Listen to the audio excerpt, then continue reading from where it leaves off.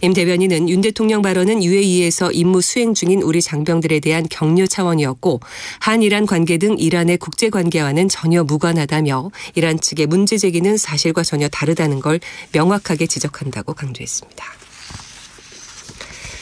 오늘은 전국에 구름이 많이 낀 가운데 수도권과 강원 내륙 지역은 저녁부터, 충청과 전북 내륙, 경북 북부 내륙은 밤부터 눈이나 비가 내리기 시작하겠습니다. 내일까지 예상 적설량은 강원 내륙이 1에서 5cm, 경기 동부와 충북 북부는 1에서 3cm, 그 밖에 중부지방과 전북 경북 내륙은 1cm 안팎입니다. 아나운서 정세진이었습니다. KBS.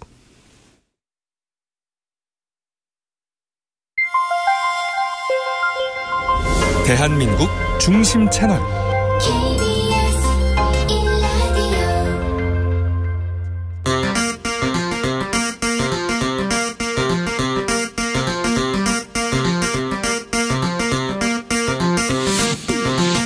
주진우 라이브.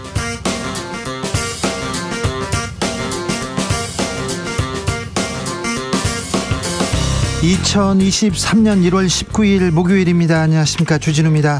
나경원 전 의원에게 국민의힘 초선 의원들 48명이 사과를 요구하는 성명서 냈습니다. 그런데 허은하, 김웅 등 일부 비윤 의원들은 연락도 받지 못했다는데요. 왕따인가요?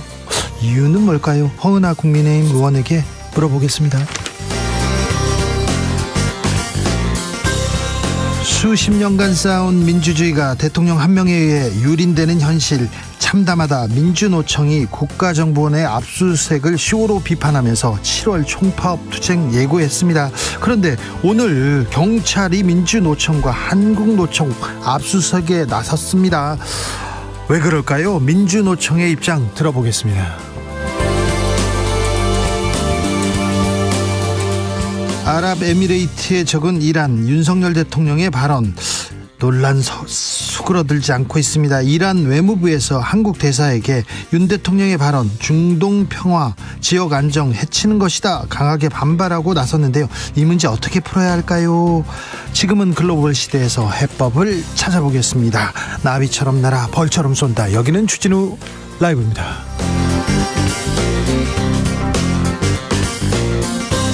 오늘도 자중차에 겸손하고 진정성 있게 여러분과 함께 하겠습니다. 설 연휴 바짝 다가왔습니다. 길이 많이 막히더라고요. 설 연휴 어떻게 준비하고 계십니까? 고민 중에 이제 용돈 얼마 드리지, 세뱃돈 얼마 줘야 될까, 이런 고민이 있을 텐데 한화생명에서 이런 조사했더라고요. 근데 세뱃돈 초등학생 이하는 3만 원, 중학생은 5만 원, 고등학생과 대학생은 10만 원이라는 답변이 가장 많았다고 합니다. 부모님 용돈으로는 30만 원이 가장 많았다고 하는데 여러분께서는 어떻게 준비하고 계신지요? 세뱃돈 어렸을 때 받았는데 엄마가 적으면 이렇게 해놓고 엄마가 가져갔다 이렇게 얘기하는 분도 있는데 몇 살 때까지 세뱃돈 받으셨습니까? 저는 30대 중반까지는 확실히 받았는데 그 이후에도 40살 때까지도 받았던 것 같아요. 근데 왜 요즘 용돈을 안 주시나, 세뱃돈을 안 주시나, 그런 의아함이 있습니다. 얼마 세뱃돈 받고 싶습니까? 얼마 세뱃돈 준비하셨는지 설날에 추억들도 함께 들어보겠습니다. 세뱃돈보다 선물이지 이렇게 생각하시는 분도 있을 텐데요. 자, 설 어떻게 준비하시는지, 세뱃돈에 대한 추억, 그리고 세뱃돈 액수 이렇게 저희가 좀 한번 모아볼까요? 샵 9730, 짧은 문자 50원, 긴 문자는 100원이고요. 콩으로 보내시면 무료입니다. 그럼 주진우 라이브 시작하겠습니다.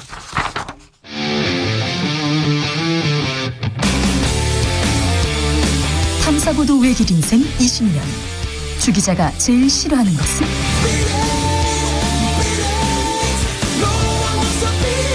이 세상에서 비리와 부리가 사라지는 그날까지, 오늘도 흔들림 없이 주진우 라이브와 함께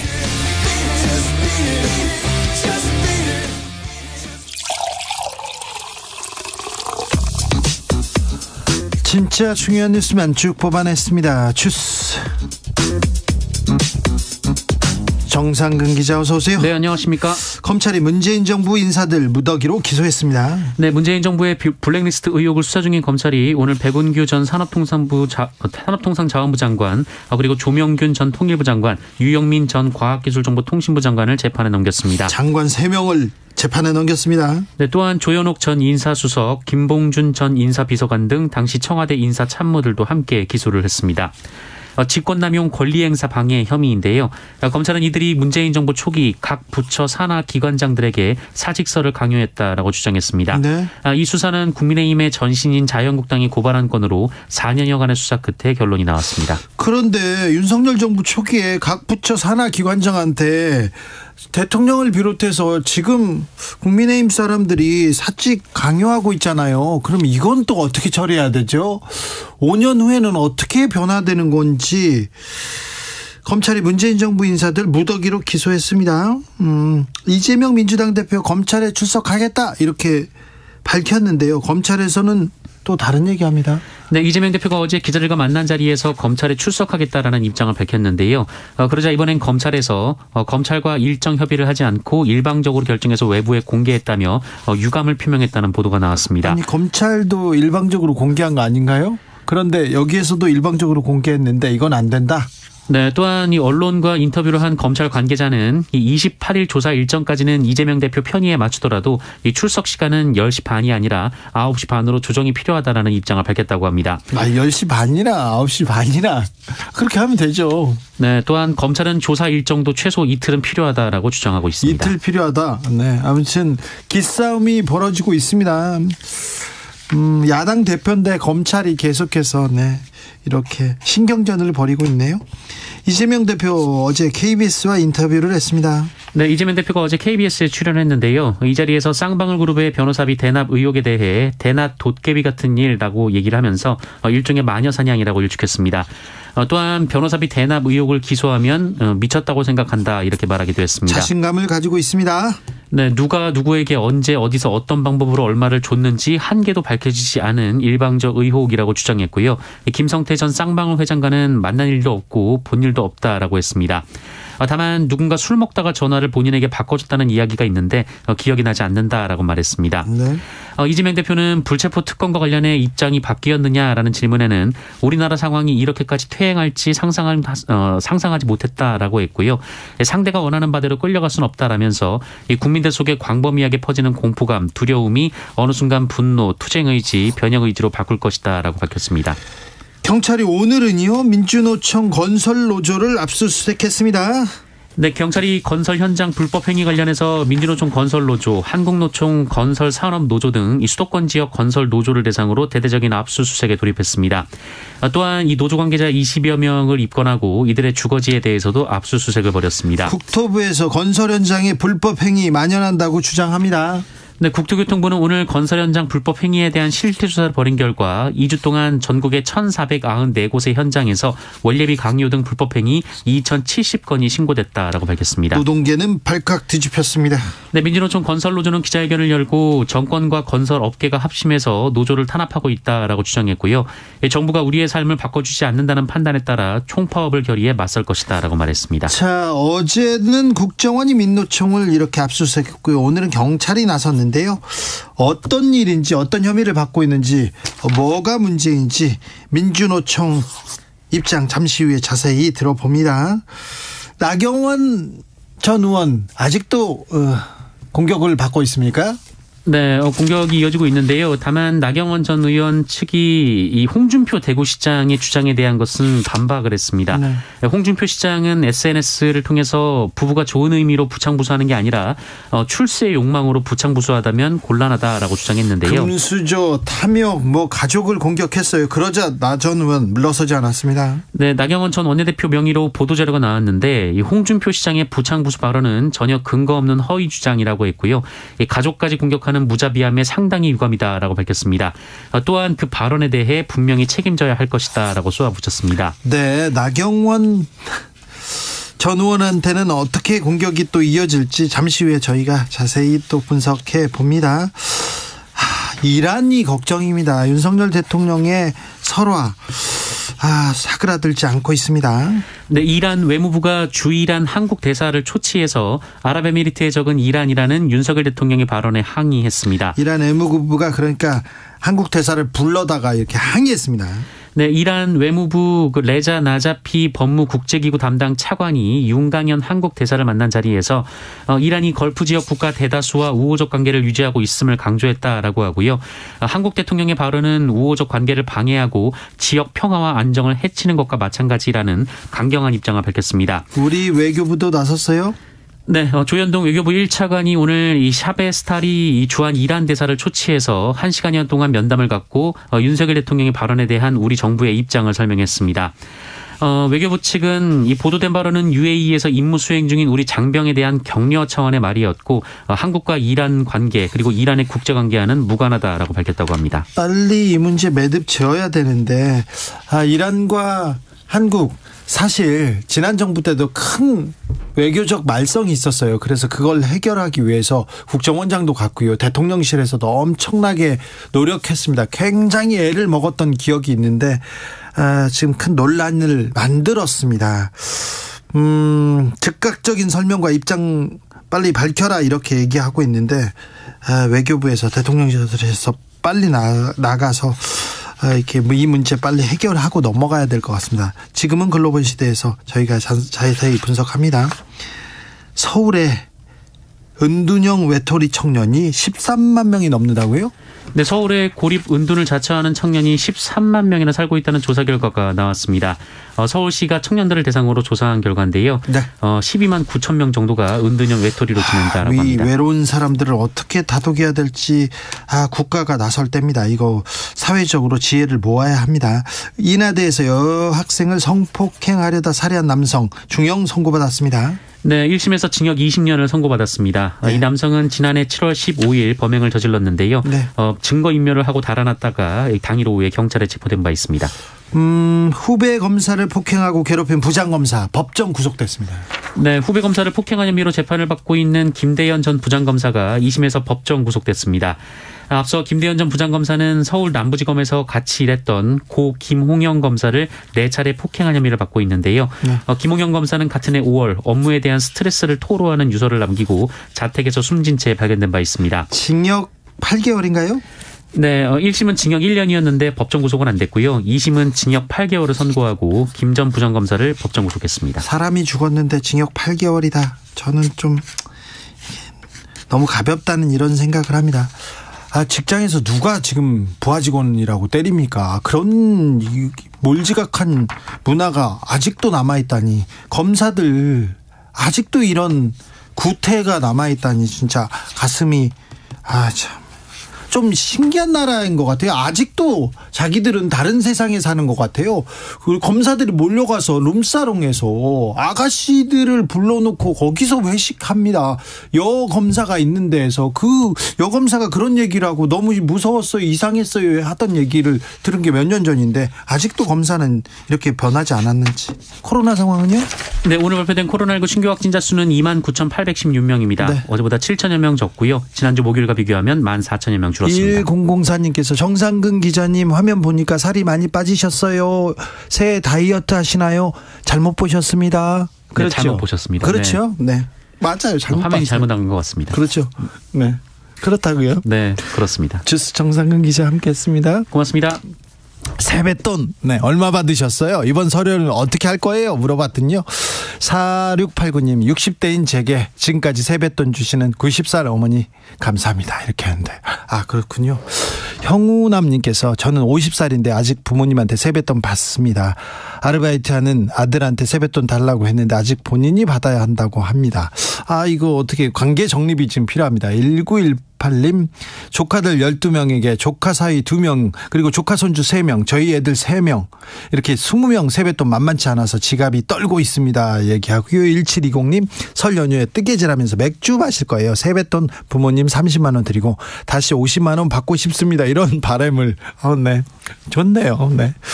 2195님 70년도에 세뱃돈 1,000원 받은 적 생각납니다. 아이고 그때 1,000원이면 큰 돈이네. 그 돈이면 옷도 사고 신발도 사고 네, 저축도 하고 그랬을 텐데. 120님께서 제가 초등학교 때요 세뱃돈 5,000원 받았는데 요즘 학생들 기본이 3만 원이더군요. 나이 먹는 것도 서러운데 물가도 세뱃돈 시세도 올라망합니다.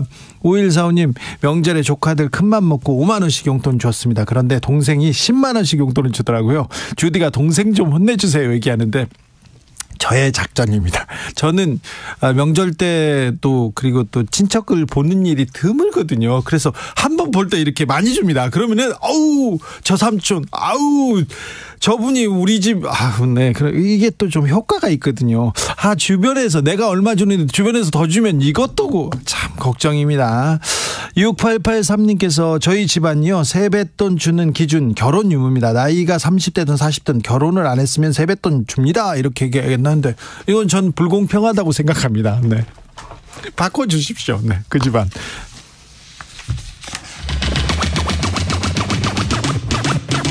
주진우 라이브.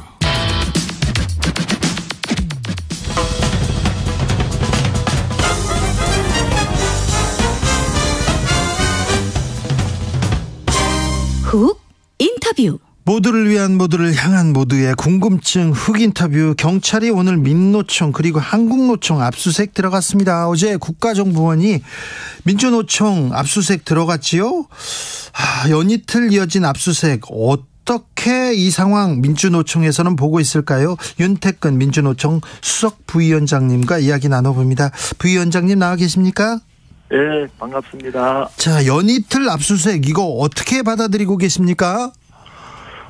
법에 보장된 합법적인 120만 민주노총 중앙사무실에 마치 전쟁 연습하듯이 이른 아침에 기습적으로 들이닥친 이 공권력 행포는 굉장히 심각하게 받아들이고 있습니다. 네. 민주노총에 대한 선전포고로 받아들이고 시민 안전을 책임져야 할 공권력이 정권 입맛에 맞지 않는다고 시민을 때려잡는 방망이로 둔갑한 현실이 참으로 안타깝습니다. 어제 경찰과 국정원의 압수수색은 국가보안법 위반 혐의라는데 간첩 혐의가 있다 이런 보도도 나왔더라고요. 예. 국가보안법은 과거 정적을 때려잡고 정권의 잘못을 비판하는 민주인사를 탄압했던 대표적인 악법입니다. 예? 마치 민주노총을 국가보안법을 위반한 집단으로 몰아세우고 국민으로부터 분리시키려는 악의적인 기획수사라 생각합니다. 위원장님 그런데요. 그 민주노총 조합원이나 간부분께서 북한 사람들 이렇게 좀 신고 안 하고 만나고 막 그랬습니까? 파악을 해봤을 거 아닙니까? 저희들이 압수수색 영장에 나와 있는 걸로 보면 네. 모든 게 다 추측이고 의심입니다. 만났던 정황도 없습니다. 만약 만나서 범죄 사실이 있다면 체포를 해야 되겠지요. 그런데 다 추측과 의심만 가지고 마치 그런 행위가 있었던 것처럼 부풀려 이야기하는 것 또한 악의적인 기획수사라고 저희들은 보고 있습니다. 노조원의 행위가 없는데 지금 의심만으로 지금 압수수색을 했다 이거죠? 그렇습니다. 네. 아무튼 좀 심각한 상황인 것 같은데 민노총은 어떻게 하기로 했습니까? 저희들은 매우 심각한 상황으로 받아들이고 오늘 아침 10시에 기자회견을 통해서 민노총 입장을 이야기했고 오늘 우리 민노총 비상중앙집행위원회를 통해서 이 국면을 어떻게 대응할지 지혜를 모으고 있고 이 기획수사를 국민들에게 폭로해내고 정권의 이 잘못을 알려내는 투쟁을 전환할 생각입니다. 홍승표님께서 철진한 메카시즘 광풍이 다시 부는 건가요? 이경진님은 지금이 공안정국인가요? 이렇게 얘기하는데 그런데요 위원장님 네. 억울하고 잘못된 거는 확실하게 밝혀야 되는데 총파업하고 총궐기하고 이거 시위하고 그러면 시민들이 별로 안 좋아합니다. 우리 민주노총에 대한 우리 시민들의 시선이 따가운 것은 잘 알고 있습니다. 그렇죠. 알고 계시죠? 예, 저희도 민주노총이 반성해야 될 지점이라고 보고 국민들과 함께 할 수 있는 방안 그렇죠. 그리고 국민들에게 박수는 받지 못하겠지만 국민들과 함께 이 잘못을, 이 잘못된 것을 고쳐내는 데는 민주노총이 좀 더 노력을 할 수 있도록 하겠습니다. 그 지점 좀 고려해 주십시오. 예, 알겠습니다. 자, 오늘은 경찰이 나섰습니다. 건설 현장에 불법 행위가 있다 이러면서 압수수색했는데 어떤 일입니까? 우리 건설 노동자들이 다 일용직 노동자들입니다. 네. 과거에 공짜 노동, 장시간 노동으로 방치되어 있던 우리 건설 노동자들이 자신들이 노동자답게 살려고 노동조합을 결성을 하고 노동조합을 통해서 일감도 확보하고 또 잘못된 관행들을 고쳐 나가고 있습니다. 네. 그런데 마치 이 노동조합의 활동을 공갈 협박 이런 식으로 매도하면서 노동조합에 대한 마타도를 하고 있는 것이라고 저희들은 판단하고 있습니다. 오늘 정부에서 그리고 언론에서 대대적으로 지금 노조가 횡포를 부렸다, 막 1,700억 피해를 받았다, 노조 전임비로 50억 뜯겼다 이런 보도 사설이 쏟아지고 있는데요. 어찌 보시는지요? 저희들이 지금 정부에서 이야기하는 건설노조가 저희들 민주노총 16개 가맹 중에 하나이고 조합원 수가 한 14만 명 정도 되는 조합입니다. 네.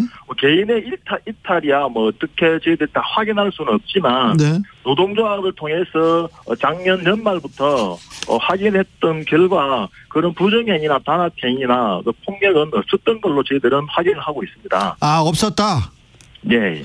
문제가 있거나 잘못을 했으면 민주노총에서 먼저 회초리를 들어서 이렇게 뿌리 뽑아야죠. 그렇죠. 저희들은 민주노총 자체의 규율이 매우 엄격합니다. 조금의 잘못이 있거나 부정행위 아니면 단합이 있을 시에는 자체 징계로 단호하게 처벌하는 그런 조직입니다. 해서 정부나 아니면 경찰에서 이야기하는 그런 행위는 저희들이 내부에서 철저하게 단속을 하고 있다는 말씀을 다시 한번 드립니다. 철저하게 단속하셔야 됩니다. 그런데요, 네. 저 취재할 때 그 건설사 그리고 다른 노동자들 노조 때문에 공사장 섰어요, 공사 섰어요, 크레인 노조는 너무 심각해요 이런 얘기 들었어요, 저.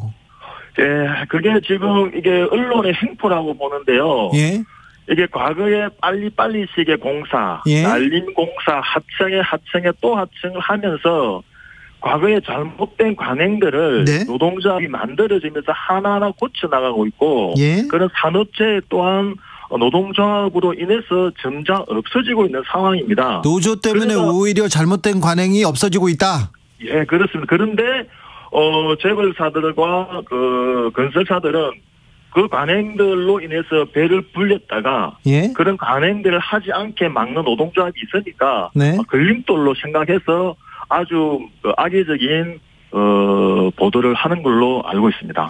지금 아무튼 대대적으로 언론 보도에서 노조의 횡포다, 노조 때문에 지금 못 살겠다 이런 보도가 계속 나오고 있는데 이런 점은 그러면 건설사 정부가 지금 호도하고 있다고 보시는 건가요? 그렇습니다. 정부에서 악의적으로 네. 언론사와 잘못된 관행인 것처럼 네. 아니면 그 불법을 마치 노동조합이 하는 것처럼 이렇게 매도가 있는 것에 대해 저희들은 철저하게 네. 조사하고 폭로할 생각입니다. 그러면요. 아무튼 뭐가 잘못됐는지 뭘 잘하고 있는지 민주노총에서 나서서 먼저 진실을 밝히는 게 국민들이 어찌 이해가 쉬울 것 같습니다. 예, 저희도 그렇게 노력하도록 하겠습니다. 알겠습니다. 이 부분에도 오해가 크기 때문에 민노총이 더 노력하셔야 됩니다. 예, 알겠습니다. 네. 그리고 파업 막 이렇게 또 좀 중단, 단식 이런 거 말고 국민들과 호응하는 국민들한테 이렇게 이해를 구하는 그런 부분도 필요합니다. 네, 예. 예, 저도 과거 민주노총의 조합원이었는데 민노총 비판 많이 했어요. 네, 예. 네, 잘하셔야 됩니다. 예, 저희들도 네. 우리 16개 가맹 조직의 각종 대의기구를 통해서 토론도 하고 지혜를 모으고 네. 또 국민들과 함께 할 수 있도록 노력하겠습니다. 파업, 가두 행진 이런 활동은 조금 국민들의 마음을 얻지 못한다는 것도 다시 한번 말씀드리고요. 예. 화물연대 파업 이후에는 어떻게 되고 가고 있습니까? 화물연대 파업은 아시는 것처럼 화물안전운임제라고 정부에서 네. 화물 노동자들이 최소한의 삶을 보장해주기 위한 한시적 3년 동안 했던 법인데 네. 이 법을 통해서 화물 노동자들이 가속도 하지 않고 가적도 하지 않고 그리고 노임도 떼이지 않는 아주 안전한 운임제라고 확인이 되었음에도 불구하고 최소한 안전판이라고 정부도 얘기했어요. 했음에도 불구하고 안 했던 것에 대해서 화물연대 노동자들이 파업을 하고 했습니다. 네. 화물안전운임제는 아마 국회에 지금 공이 넘어가 있는 상태이긴 하지만 네. 노동자들이 좀 더 안전하게 일할 수 있는 일터를 만들기 위해서는 저희 민주노총과 우리 화물연대 조합원들이 다시 지혜를 모으고 있는 중이라고 말씀드립니다. 근데 공정위에서 화물연대를 조사 방해 혐의로 또 고발했어요? 네. 이건 또 왜 그렇죠? 참으로 안타까운 일입니다. 우리 화물연대는 2003년도에 노동자들이 자신의 삶을 좀 더 윤택하게 하기 위해서 자발적으로 만든 노동조합입니다. 예. 그런데 여전히 정부에서는 개인 사업자라고 해서 예. 노동자로 인정을 하지 않고 있습니다. 그건 좀 20년 동안이나 각종 정부와 합의도 하고 또 서로 머리를 맞대고 논의했던 것은 고스란히 사라지고 네. 개인 사업주라고 해서 공정거래위원회가 나서서 단합을 했다. 아니면 집단으로 행동을 한다라고 하는 것은 신종 노동 탄압이라고 저희들은 판단하고 있습니다. 매우 잘못된 행위라고 보고 있습니다. 원만하게 해결돼야 되는데 대화 타협이 먼저 돼야 되는데 예. 윤석열 정부에서 계속 노조 개혁하겠다 이렇게 얘기 나올 때마다 어떤 생각 드세요? 윤석열식 밀어붙이기 지난 정권에서 봤듯이 네. 대화도 하지 않고 일방적 밀어붙이기식은 결국은 패가망신이었다라는 것이 역사적 증명이었고 여전히 자신들의 말만 옳고 재벌들과 대기업의 편을 드는 윤석열식 노동개혁은 저는 노동개혁이 아니라 노동계약이라고 판단하고 있습니다. 네. 아무튼 정부와 노조, 노동자들이 만나서 얘기를 해야 되는데 얘기를 안 하고 그러면 이제 또 노조에서는 주장하기 위해서 파업도 나서고 총파업 결의하고 막 그러는 거 아닙니까? 맞습니다. 예. 총파업 가기 전에 파업 가기 전에 극단적인 선택하기 전에 먼저 대화 타협으로 민노총은 풀 자세가 돼 있습니까? 여전히 저희들은 열린 자세로 언제든지 정부가 이야기하는 각종 노동계약이 무엇이 문제인지 네. 어떻게 해결할 수 있는지 또 노동자들만의 목소리가 아니라 전문가들의 목소리도 같이 경청해서 새로운 방법을 찾자라고 수차례 이야기를 드렸는데 정부는 네. 아무런 답변이 없는 것이 너무나 안타깝고 네. 저희들은 안타까워요. 여전히 정부의 이 막무가내 시기에 굴하지 않고 각종 국민들 함께 할 수 있는 방안을 찾도록 노력하겠습니다. 열심히 성실하게 일하면 좀 그냥 편안하게 살게는 해줘야죠. 노동의 가치는 인정받아야죠. 원청, 하청, 정규직, 비정규직. 이게 뭔지 계속해서 정당한 대가를 받으셔야 됩니다. 강미영님께서 현장에서 몸으로 일하는 분들 없으면 우리 경제 멈춰요. 제대로 정당한 대가 받으셔야 됩니다. 이런 응원의 목소리도 있습니다. 네, 고맙습니다. 아무튼 저 민노총에 대한 오해가 빨리 불식되기를 좀 빌겠습니다. 윤태근 민노총 수석 부위원장이었습니다. 감사합니다. 네, 고맙습니다. 교통정보센터 다녀오겠습니다. 정현정 씨. 설 연휴를 앞두고 벌써부터 도로의 정체 구간은 평소보다 확연히 늘었습니다. 미뤄뒀던 여행부터 가족 모임까지 알찬 연휴 계획 세우고 계실 텐데요. 이번 설 연휴는 기간이 4일로 짧은 데다가 통행료도 면제되면서 교통량은 대폭 증가할 것으로 예상됩니다. 현재는 퇴근 시간을 앞두고 퇴근 정체와 설 연휴 물류 정체 등 도로 위가 상당히 혼잡한 상태입니다. 중부고속도로 사고 소식 먼저 전해드립니다. 하남 방향으로 곤지암 1차로 부근에서는 화물 화물차 관련 사고가 나서 처리하고 있고요. 뒤쪽으로 2km 구간 정체입니다. 경기 광주 나들목부터 중부 1터널 부근까지와 동서울 요금소에서 하남분기점까지 4km씩 각각 막히고요. 경부고속도로 서울로 들어오는 차들 많습니다. 남사진이 부근에서 오산까지는 6km가량 정체고요. 동탄분기점에서 기흥 동탄까지 4차로와 5차로가 작업으로 막혀 있습니다. 달래내에서 반포까지 수도권 구간도 10km 가까이 정체입니다. 영동고속도로 강릉 쪽인데요. 반월터널 부근에서 부곡까지 7km가량 천천히 가고요. 한편 서울 시내 상황입니다. 내부순환도로는 성산 방향으로 성동에서 사근램프 사이 2차로에서 추돌 사고가 났습니다. 현재 처리 중이라서 주의 운행이 필요하겠고요. 강변북로 구리 쪽으로 동작대교에서 반포대교 사이 3차로에서는 추돌 사고가 나서 처리하고 있습니다. KBS 교통정보센터에서 정현정입니다.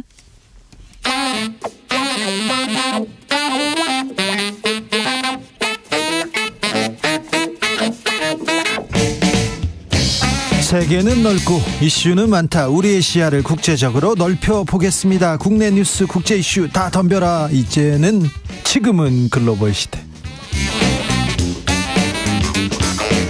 자, 우리의 시선을 세계로 돌려보겠습니다. 군사외교 안보 전문가 김종대 전 의원. 안녕하십니까.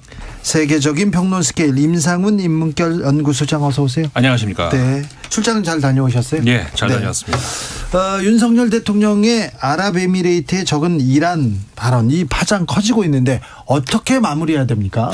저는 이거 대통령 특사를 파견하든지 네. 아니면 윤 대통령이 직접 태도 표명을 해야 수습된다고 봅니다. 박지원 전 국정원장도 이란과 한국이 조금 갈등이 있었지 않습니까? 그때 굉장히 애를 먹었다. 바로 대통령이 나서서 사과를 해야지 이 문제를 수습할 수 있다. 이렇게 지적하던데요. 문제는 절대 사과하실 분이 아니라는 거예요. 오히려 제가 보기에는 아니 이란이 반미국가고 그래서 적이라고 그랬는데 뭐가 잘못됐냐 이렇게 오히려 나서면서 언론이 침소봉대하는 거 아니냐 이쪽으로 화살을 돌리면 이거 진짜 어려워집니다. 근데 만약에 이러면 그 호르무즈 해협에서 그 긴 해안선에서 상선 납포 조심해야 된다. 이 전문가들 지적해요. 참 얘기하고 싶지는 않지만 이왕 실상을 보면 그 호르무즈 해협이 보니까 평균 길이가 20 해리 정도의 폭, 그러니까 한 37km 정도 되는 폭인데 좁잖아요. 그런데 실제로 보면 수심이 얕기 때문에 배가 지나갈 수 있는 범위는 10km밖에 안 되고 그나마도 3 내지 4km밖에 안 되는 좁은 해협이 있는데 이 해협을 아주 가다가 배가 엉킬 수 있기 때문에 중간선에 그 펜스를 설치해 가지고 그 부표 같은 거 이래 가지고 차선처럼 관리를 하고 있습니다. 그러다가 이게 이란 영해를 통과하는 거예요. 그 두바이 그 삐쭉 나온 부분에 그 아주 좁은 부분이 그게 이란 영해 쪽으로 쑥 들어가 있어요. 그러니까 여기에는 사실 외국의 영해라 하더라도 국제법상의 무해 통항권이라고 상선은 통과할 수 있게 돼 있거든요. 근데 지금까지 보십시오. 노르웨이여서 공격받았죠. 사우디 공격받았죠. 일본 공격받았죠. 한국 피납됐죠. 80년대로 거슬러 올라간 미국도 공격받았죠. 이게 국제 지정학적인 어떤 민감성이 여기가 가장 급소입니다. 가장 급소인데 2021년에 우리가 한국 케미오 그 화학 운반선이 거기서 납포당한 거거든요. 그리고 그 직전에 일본의 유조선은 어뢰를 맞아가지고 어뢰를 맞아가지고 화염에 그 큰 배가 그 에탄올을 싣고 있었대요 당시에. 23명의 선원 전원이 탈출하고 불기둥이 솟아올랐어요. 그 무렵에 아베가 이란을 방문하고 있을 때거든요. 아 그래요? 네, 이게 불과 2년 전 3년 전 얘기예요. 지금 이제 제가 드리는 말씀. 불과 몇 년 전에 우리도 이란과의 갈등 풀려고 굉장히 애썼어요. 그런데 지금 이 이란은 적이라고 아랍에미레이트에서 윤석열 대통령 발언이 나오고 나서 이란의 외교부는 좀 제가 보기에는 온건파 같지만 이란의 강경파가 있습니다. 군부 혁명수비대.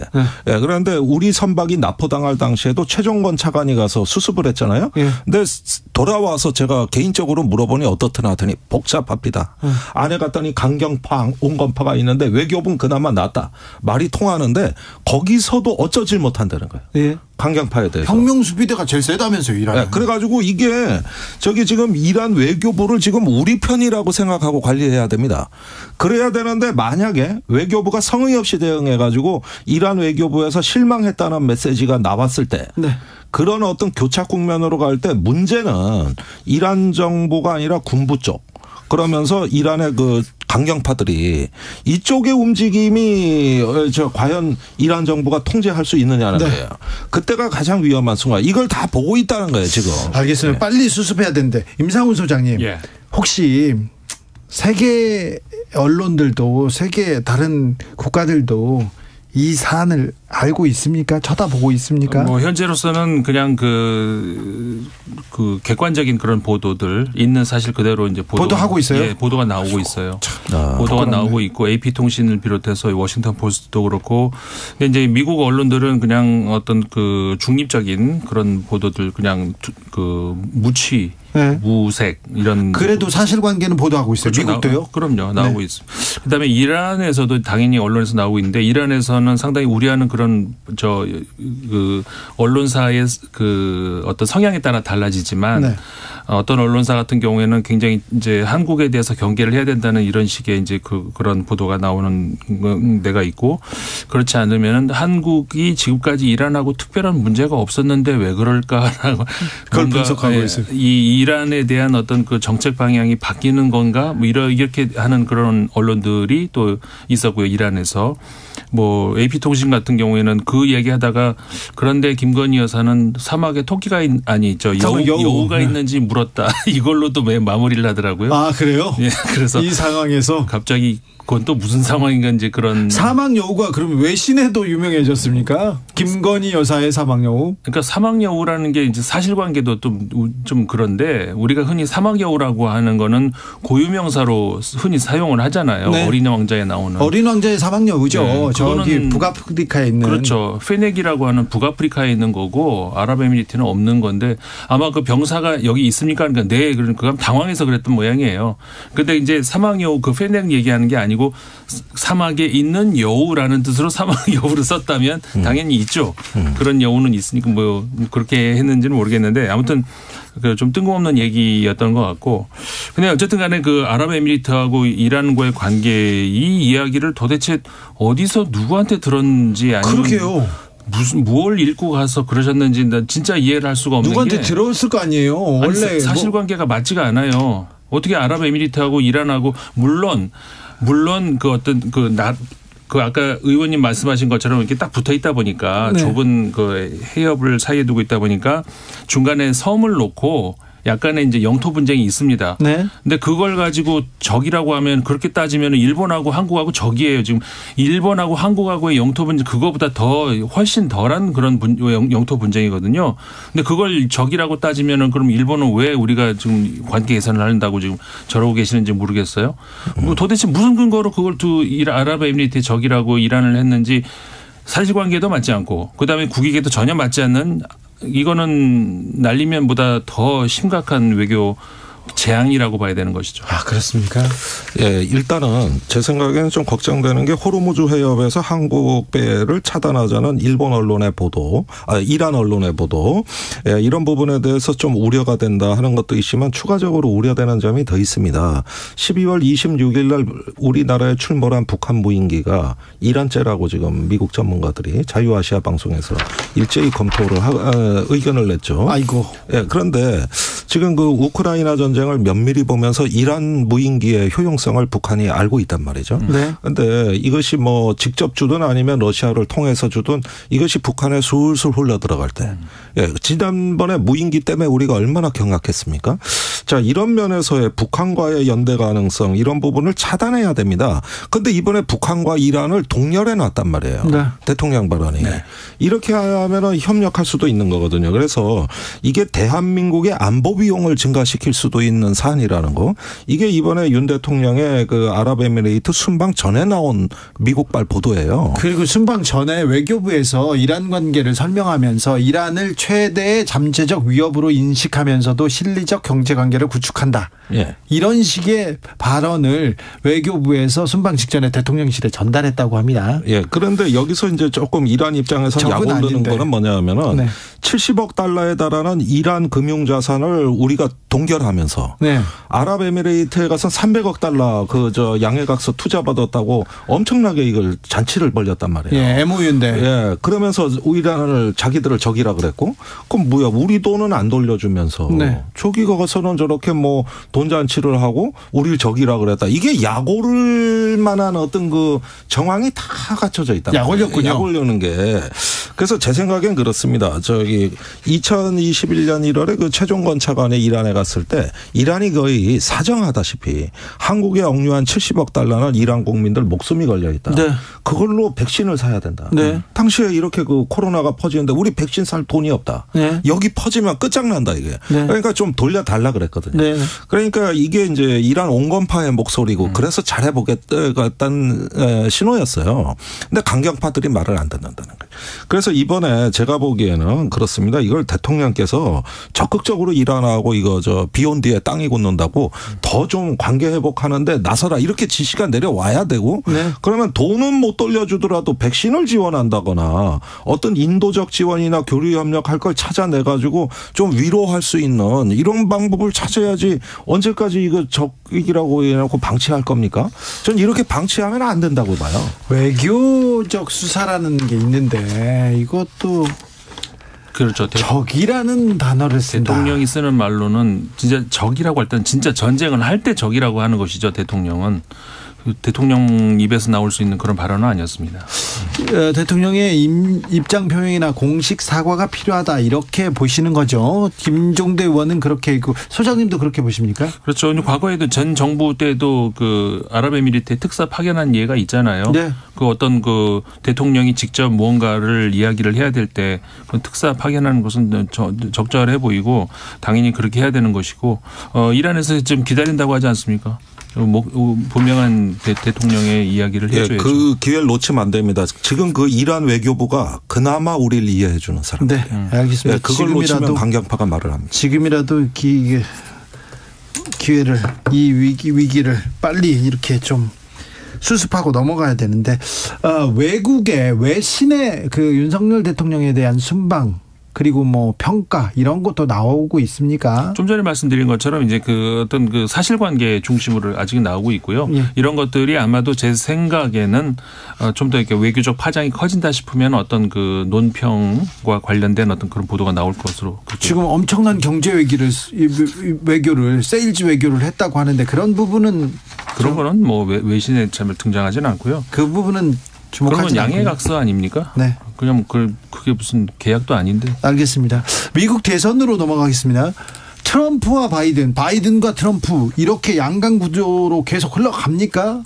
꼭 그런 것 같지는 않아요. 이게 왔다 갔다 하는데 사실 드산티스 플로리다 주지사의 지지율이 굉장히 올라갔었죠 한때. 네, 네. 그러다가 최근 여론조사를 보면 다시 트럼프 그러니까 공화당 내부 얘기입니다.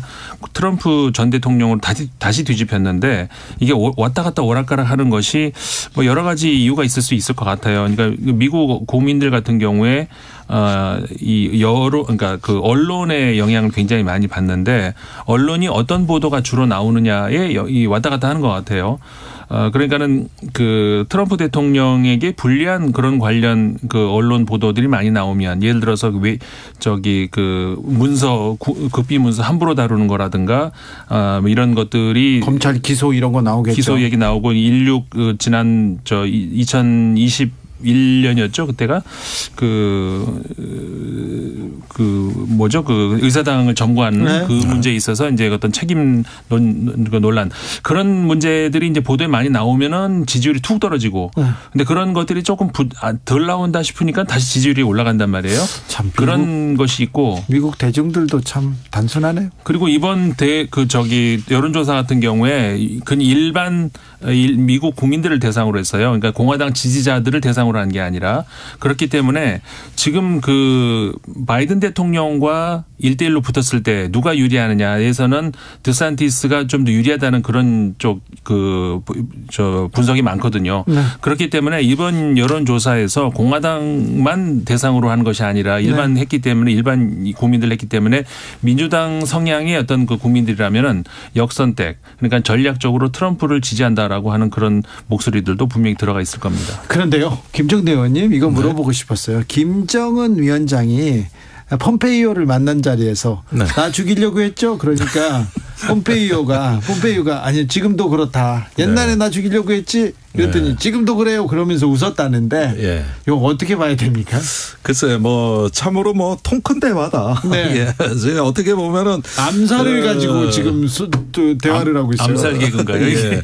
근데 사실은 CIA가 김정은 암살 계획은 세운 적이 없습니다. 그래요? 예. 그런 어떤 거는 과거 냉전 시대나 있을 법한 옛날에 어떤 쿠바에서 이렇게 볼 만한 어떤 그 사연들이지 냉전 이후에 CIA가 아무리 적국이라도 그런 암살 계획을 세운 적은 없고 다만 어떻게 보면은 그때 당시가 이제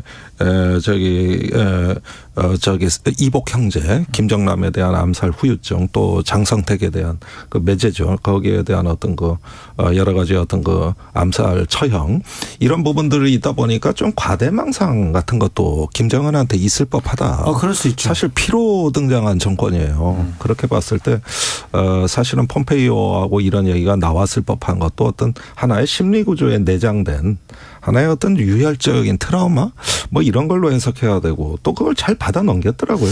네, 그러니까요. 그러니까 이번에 회고록에 이번에 이 얘기가 나온다는 겁니다. 폼페이오 전 국무장관 그리고 마이크 펜스 전 부통령 다 대선의 뜻이더라고요. 네, 사실은 그때 정치적 야심 때문에 폼페이오가 유독 그 김정은과의 협상에 그 성과를 내려고 조바심을 냈던 측면이 바로 이겁니다.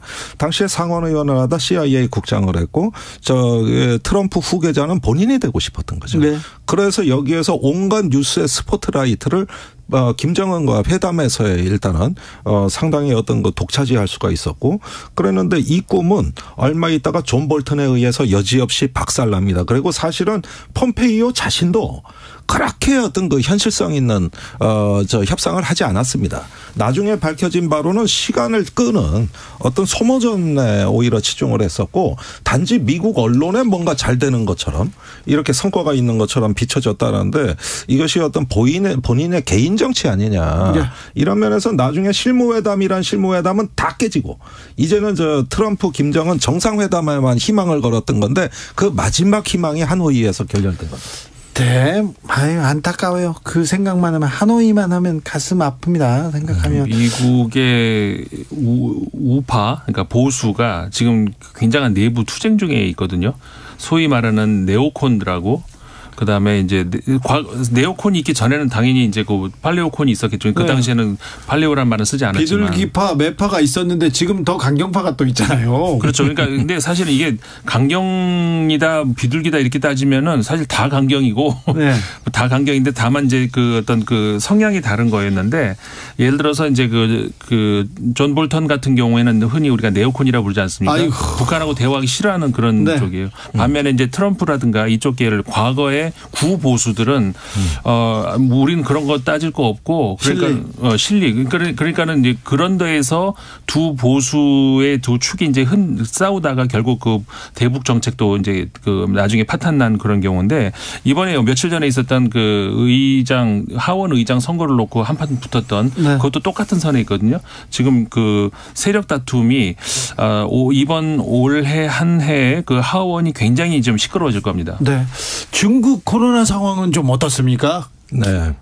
일단은 지금 중국 정부가 약간의 어떤 전향적인 모습도 조금씩 보이는 것 같습니다. 심각성을 서서히 인정하는 분위기로 하고 있어요. 통계도 공개하고요. 예, 그렇습니다. 그래서 사망자 기준도 좀 완화할 것 같고 이런 어떤 모습을 봤을 때 중국 정부가 이제 조금씩 제자리를 찾아가려나? 그러면서 경제에도 좀 좋은 영향이 있을까? 이게 이제 우리 기대감이에요. 물론 아직까지 전혀 해결된 문제는 없습니다만은 또 사망자 통계도 아직 믿을 수가 없고. 예. 그러나 조금 희망적 조짐이 보입니다. 가장 중요한 건 투명성인데 중국이 여태까지 보여주지 못한 게 그거잖아요. 네. 그러니까는 위드 코로나다 뭐 제로 코로나다 그게 중요한 게 아니고 중국 말을 어떻게 믿어? 이게 여기에서 시작되잖아요. 그러니까 위드든 제로든 간에 투명하면 됩니다. 근데 그게 그렇지 않기 때문에 국민들도 못 믿고 바깥에서도 못 믿고 이제는 조금 전환하려고 하는 것 같아요. 정책의 전환을. 그래야죠. 우크라이나 전쟁은 또 어떻게 흘러가고 있습니까? 그런데 자꾸 러시아에서 핵 얘기를 해서 좀 불안하긴 해요. 우크라이나는 이번 겨울이 지나야 될 것 같아요. 지금은 계속해서 이제 포격전을 하고 있는 중인데 그것이 이제 중요한 게 아니라 이제 지원 병력을 더 늘린다라는 것이거든요. 지금 러시아에서 몇십만 명을 더 늘릴 거고 이것이 봄철이 되면서 본격적으로 재반격을 하려고 하는 것 같은데 아무래도 올해 굉장히 장기전으로 갈 것 같아요. 네, 그런데 지금 와그너 용병이 투입돼 있는데 지금 약간씩 성과를 올리는 것 같고 푸틴이 이걸 갖고 희망을 거는 것 같습니다. 그러니까 최근에 푸틴이 러시아 전사들의 용맹성과 군수 공장들 또 어떤 군산복합체의 생산 능력이 결국은 우리를 승리로 이끌 거라는 아주 확신에 찬 발언을 했고 또 최근에 어떤 소도시에서의 약간의 어떤 전과 이런 것들을 굉장히 고무된 것 같거든요. 이렇게 보면은 이 전황에 대한 해석이 러시아가 상당히 보면은 이제 용병이건 추가 징집이건 이런 걸 통해 가지고 전세를 뒤집을 수 있다고 믿는 것 같습니다. 네. 이게 이제 이 전쟁을 어렵게 만드는 요인이 되는 거고. 아니 도대체 우크라이나 동부의 지금 접전 지역을 보면 매일 주인이 바뀌고 있어요. 이게 사람이 제일 많이 죽고 민간인이 희생되는 요인이란 말이죠. 그렇죠. 그러면서 크림반도 쪽으로 이어지는 동남부의 소도시들에 대한 어떤 공격이 용병 그룹에 의해서 계속되고 또 용병 그룹은 이 전과를 아주 홍보하고 있습니다. 이렇게 되면은 푸틴이 이 전쟁에 이제 끌려간다. 그러니까 푸틴 자신도 이제는 통제 못하는 거예요. 이제는 전쟁 자체의 논리에 의해서 굴러가는 것이죠. 이게 겨울을 그대로 이제 이런 어떤 분위기에서 지나가게 되면은 상당히 지금으로서는 전쟁 전망이 암울합니다. 9902님께서 두 분 평론 속이 다 시원합니다. 이렇게 응원해 주셨고요. 민님께서 물어봅니다. 혹시 내일 이란 대사관 압수수색 들어가고 그러진 않겠죠? 글쎄요, 대통령이 귀국해 보시면, 이제 다소 조금 이란에 대해서 아직까지 강경하시거든요. 외교부가 조금 더 적극적인 해명과 수습하려는 노력을 더 보여야 되는데, 근데 왠지 윤석열 대통령의 어떤 말의 심기에 거슬리지 않는 선에서 외교부가 대응하는. 근데 가서 솔직하게 이렇게 얘기하죠. 외교부에서 솔직히 말해서 대통령이 좀 잘 모르신다. 모르시고 이렇게 얘기했다. 이렇게 얘기하는 게 그게 제일 좋을 것 같아요. 솔직한 그 얘기만 못하는 거죠. 그 얘기를 못합니다. 그 얘기를 못하는 거예요. 그러니까 외교부 대응에서 제일 황당한 게 뭐냐면은 거기가 있는 아크 부대가 비전투 부대라 그럽니다. 아니 특전사 정예 부대가 어떻게 비전투 부대입니까? 이런 식으로 해명을 하니까 이게 저도 좀 받아들이기에 제가 이란이 아니더라도 그런 게 조금 불편해요. 좀 진정성 있게 합시다. 그러니까요. 네. 하겠죠. 마무리 잘 해줬으면 합니다. 김종대, 임상훈, 김종대 두 분 감사합니다. 감사합니다. 고맙습니다. 명절 잘 보내세요. 새해 복 많이.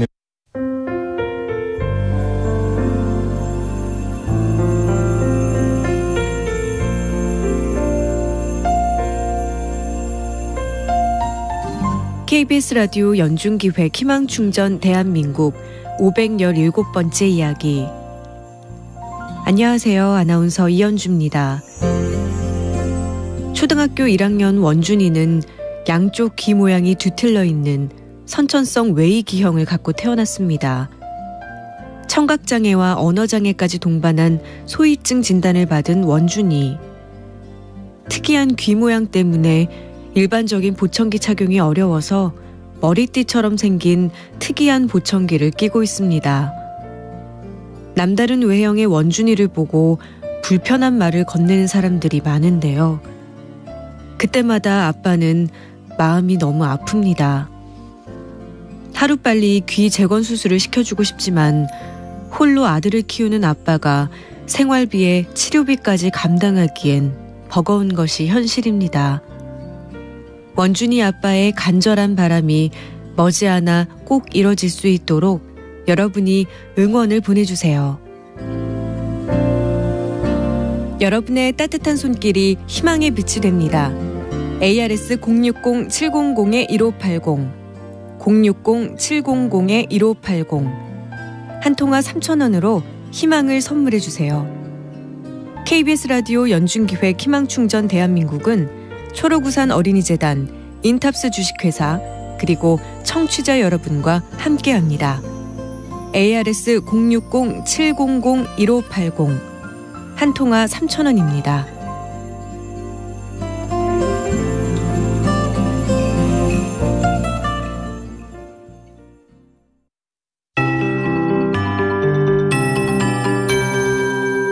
KBS 58분 날씨. 경기 강원도에 눈이 쌓여 있는 가운데 또다시 눈이 내리는 곳이 있겠습니다. 도로가 가시거리도 짧은 데다가 매우 미끄럽겠습니다. 또한 살얼음이 나타나는 곳도 있을 걸로 보이니까요. 교통안전에 유의하셔야겠습니다. 오늘 늦은 오후까지 중부지방에 눈 날린 곳이 조금 있었는데요. 본격적으로 저녁 시간부터 수도권과 강원 내륙산지에 늦은 밤부터는 내일 아침까지 중부, 전북, 경북에 비나 눈이 내리겠습니다. 경기 대부분 지역과 충청, 강원도에는 최대 5cm의 눈이 쌓이겠고요. 경기 남서부와 충남 1cm, 서울과 경북 등 곳곳에 1cm 미만의 눈이 내릴 걸로 보여집니다. 내일도 전반적으로 구름량이 많겠는데 내일 낮부터는 맑아지겠습니다. 내일 절기상 대한입니다. 내일은 그다지 춥진 않겠습니다. 서울 영하 2도 등 전국적으로 영하 5도에서 영상 4도 분포인데요. 이때까지만 해도 예년 기온은 웃돌겠지만 내일 낮부터 북서쪽에서 찬 공기가 유입되겠습니다. 기온이 큰 폭으로 떨어지면서 대부분 지역의 아침 기온이 모레는 내일보다 5도에서 10도 정도 떨어져 일부 중부와 경북에는 한파특보까지 발효되는 지역이 있겠습니다. 서울의 아침 기온 영하 9도로 모레 이렇게 큰 폭으로 내려가니까 건강관리에 유의하셔야겠습니다. 대기 상태는 내일까지 좋지 않겠습니다. 지금 서울의 기온은 0.3도입니다. 강혜종입니다.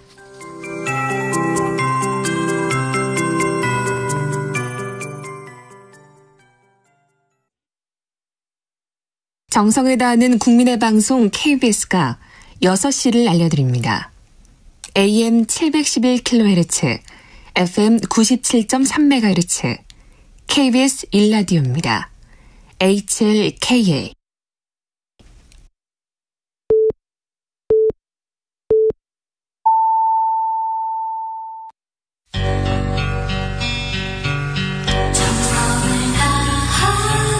정성을 다하는 국민의 방송 KBS 주진우 라이브. 그냥 그렇다고요. 이 시각 라디오 정보센터 뉴스입니다. 문재인 정부 당시 임기가 남은 공공기관장을 물러나도록 압박했다는 블랙리스트 의혹과 관련해 백운규 전 장관과 조현옥 전 청와대 인사수석 등 5명이 재판에 넘겨졌습니다. 검찰은 오늘 백운규 산자부 전 장관, 유영민 과기부 전 장관, 조명균 전 통일부 장관을 직권남용 권리행사 방해 혐의로 불구속 기소했습니다. 경찰이 각종 불법 행위를 저지른 혐의가 포착된 전국의 8개 건설 노조를 압수수색했습니다. 경찰은 이들 노조가 건설사로부터 노조 전임비, 채용 대가 등으로 받은 내역이 기록된 회계 장부 등을 확보한 것으로 전해졌습니다. 세계경제포럼 연차총회 다보스 포럼에 참석 중인 윤석열 대통령은 첫째도 둘째도 셋째도 경제라며 민간 주도 시장 중심의 경제 기조를 확고히 하면서 대한민국을 세계 최고 수준의 혁신국가로 만들어 나가겠다고 밝혔습니다. 이란이 어제 주 이란 한국 대사를 초치해 윤석열 대통령의 발언에 항의한 것과 관련해 외교부가 오늘 주한 이란 대사를 초치해 우리 정부의 입장을 다시 한번 설명했다고 밝혔습니다. 인하대 캠퍼스에서 동급생을 성폭행하려다 숨지게 한 혐의를 받는 남성에게 징역 20년이 선고됐습니다. 지금까지 라디오 정보센터 조진주였습니다.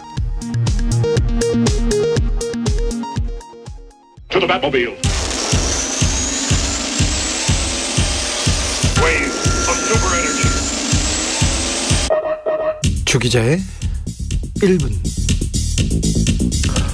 우리는 극단의 시대에 살고 있다. 빈곤은 갈수록 악화되고 부의 불평등은 점점 심해지고 있다.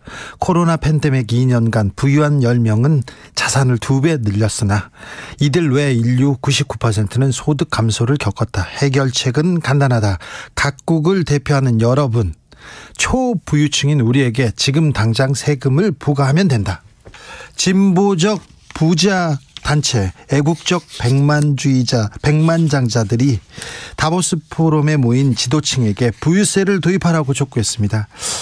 월트 디즈니 상속자 영화배우 마크 러팔로 등이 포함되어 있는데요. 초부유층에게 세금을 부과하는 것은 더 나은 나라를 위한, 미래를 위한 투자다.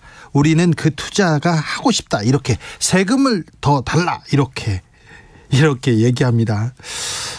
백만장자 2%에게 5천만 달러 이상 부자한테는 3%, 억만장자한테는 5% 부유세를 부과하면 지금 당장 20억 명의 전 세계인 20억 명을 빈곤에서 구할 수 있다고 국제구호개발기구 옥스팜은 분석하기도 했습니다.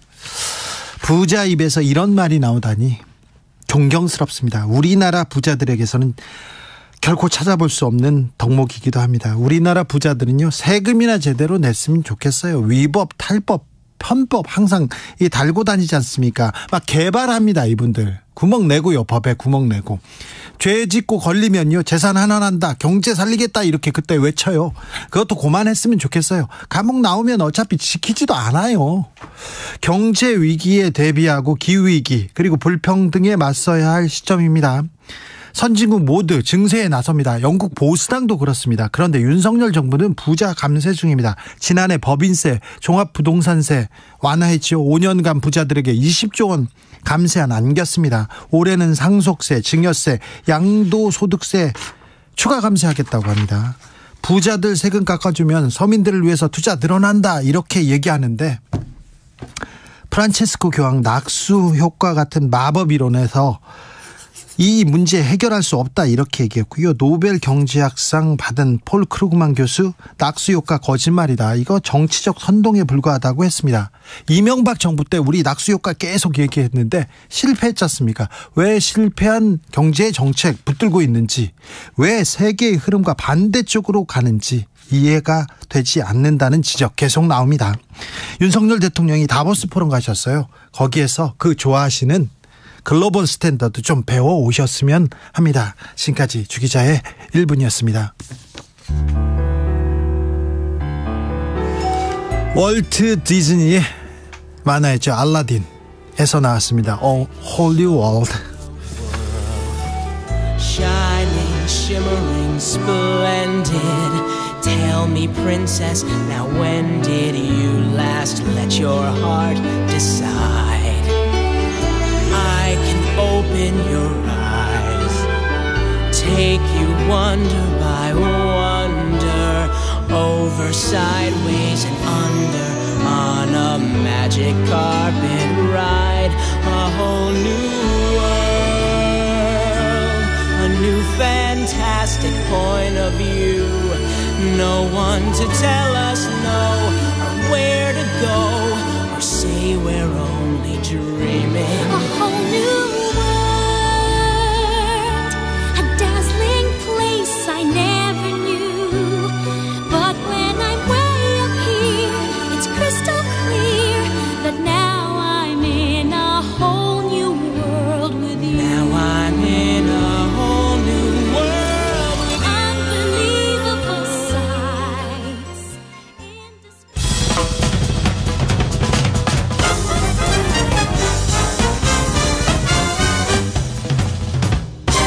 훅 인터뷰. 나경원 전 의원이 투사가 되는 그런 시대입니다. 본인이 대통령 해임 결정은 본의가 아니었을 거예요, 이런 얘기를 했더니 대통령실에서 계속 반박했어요. 그리고는 여당 초소년들이 다 이렇게 반박 성명을 냈는데요. 파장이 이렇게 커집니다. 나경원 전 의원 대통령과의 갈등 본질은 뭘까요? 반박 성명 낸 초선 의원들 어떤 생각일까요? 이런 거 다 물어보겠습니다. 국민의힘 초선 허은하 의원 모셨습니다. 안녕하세요. 안녕하세요. 네. 허은하입니다. 네. 잘 계세요? 네, 잘 있습니다. 네. 당을 지키고 있습니다. 네. 항상 씩씩하세요. 네. 네.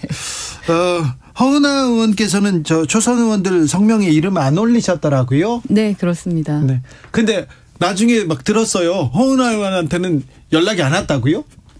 네, 연락을 못 받았고, 그리고 또 초선 의원들만의 그 단톡이 있지 않습니까? 근데 거기에도 사실은 내용이 없었기 때문에 전혀 모르고 있다가. 그럼 허은하 의원 빼고 이렇게 다른 데다가 이렇게 모아가지고. 개인적으로 이렇게 연락들을 하신 것 같습니다. 김웅 의원도 연락을 그래서 제가 혹시나 해서 김웅 의원한테 전화를 했더니 네. 역시나 못 받으셨더라고요.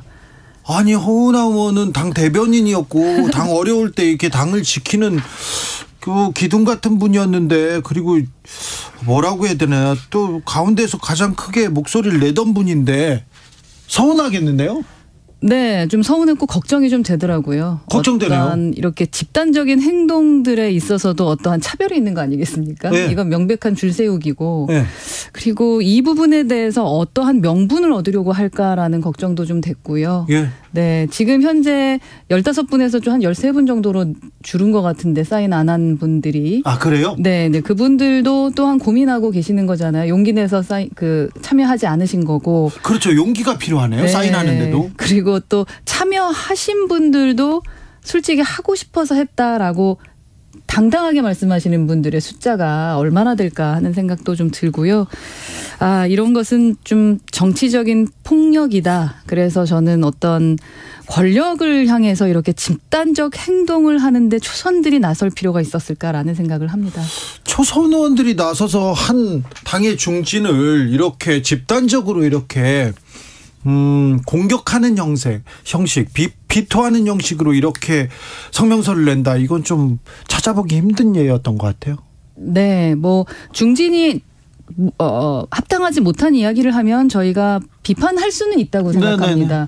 하지만 이런 상황은 좀 아닌 것 같다라는 생각이 들고요. 또 그리고 나경원 전 대표 같은 경우는 제가 뭐 지지하지는 않습니다만 그래도 우리 당의 소중한 자산 아니겠습니까? 네. 근데 지금 소중한 자산들을 몇 명까지 지금 그 나락으로 보내시려고 하시는 건지 하는 생각이 들고요. 나경원 전 의원은 그 국민의힘 이전에도 이 새누리당, 신한국당 계속 이 당의 주류로 왕성한 활동을 하시던 분인데. 그죠. 엄청나게 추켜 세웠잖아요. 예. 예. 그리고 그러다가 갑자기 이렇게 하는 건 좀 정치적인 사기 같아요. 아니, 왜 그럴까요? 이분이 반윤입니까? 반윤은 사실 아니죠. 아니죠. 누가 봐도 반윤은 아닙니다. 그러나 네. 반윤 프레임에 갇혔죠.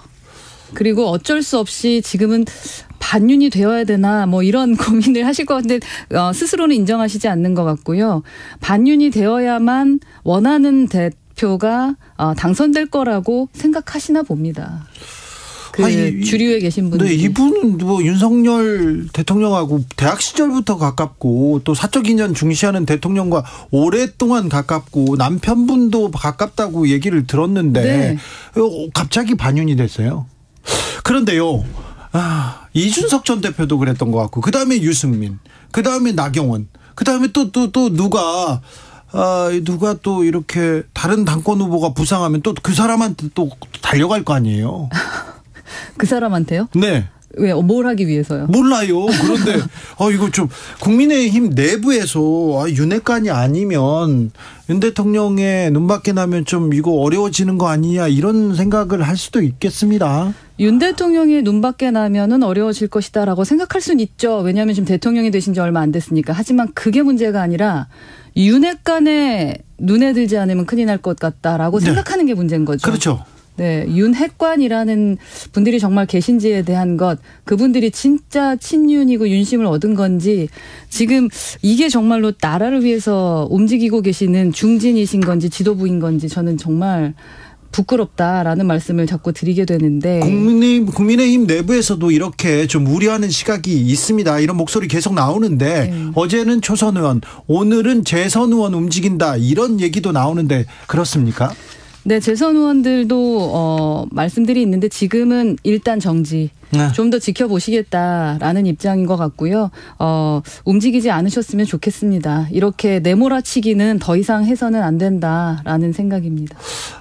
대통령실에서 이렇게 정치적인 현안에 그것도 여당의 한 사람을 이렇게 공개 반박하고 면박을 주는 이런 일은 또 찾아보기 힘들었는데 대통령 실장까지 나오는 거 이거는 어떻게 보셨어요?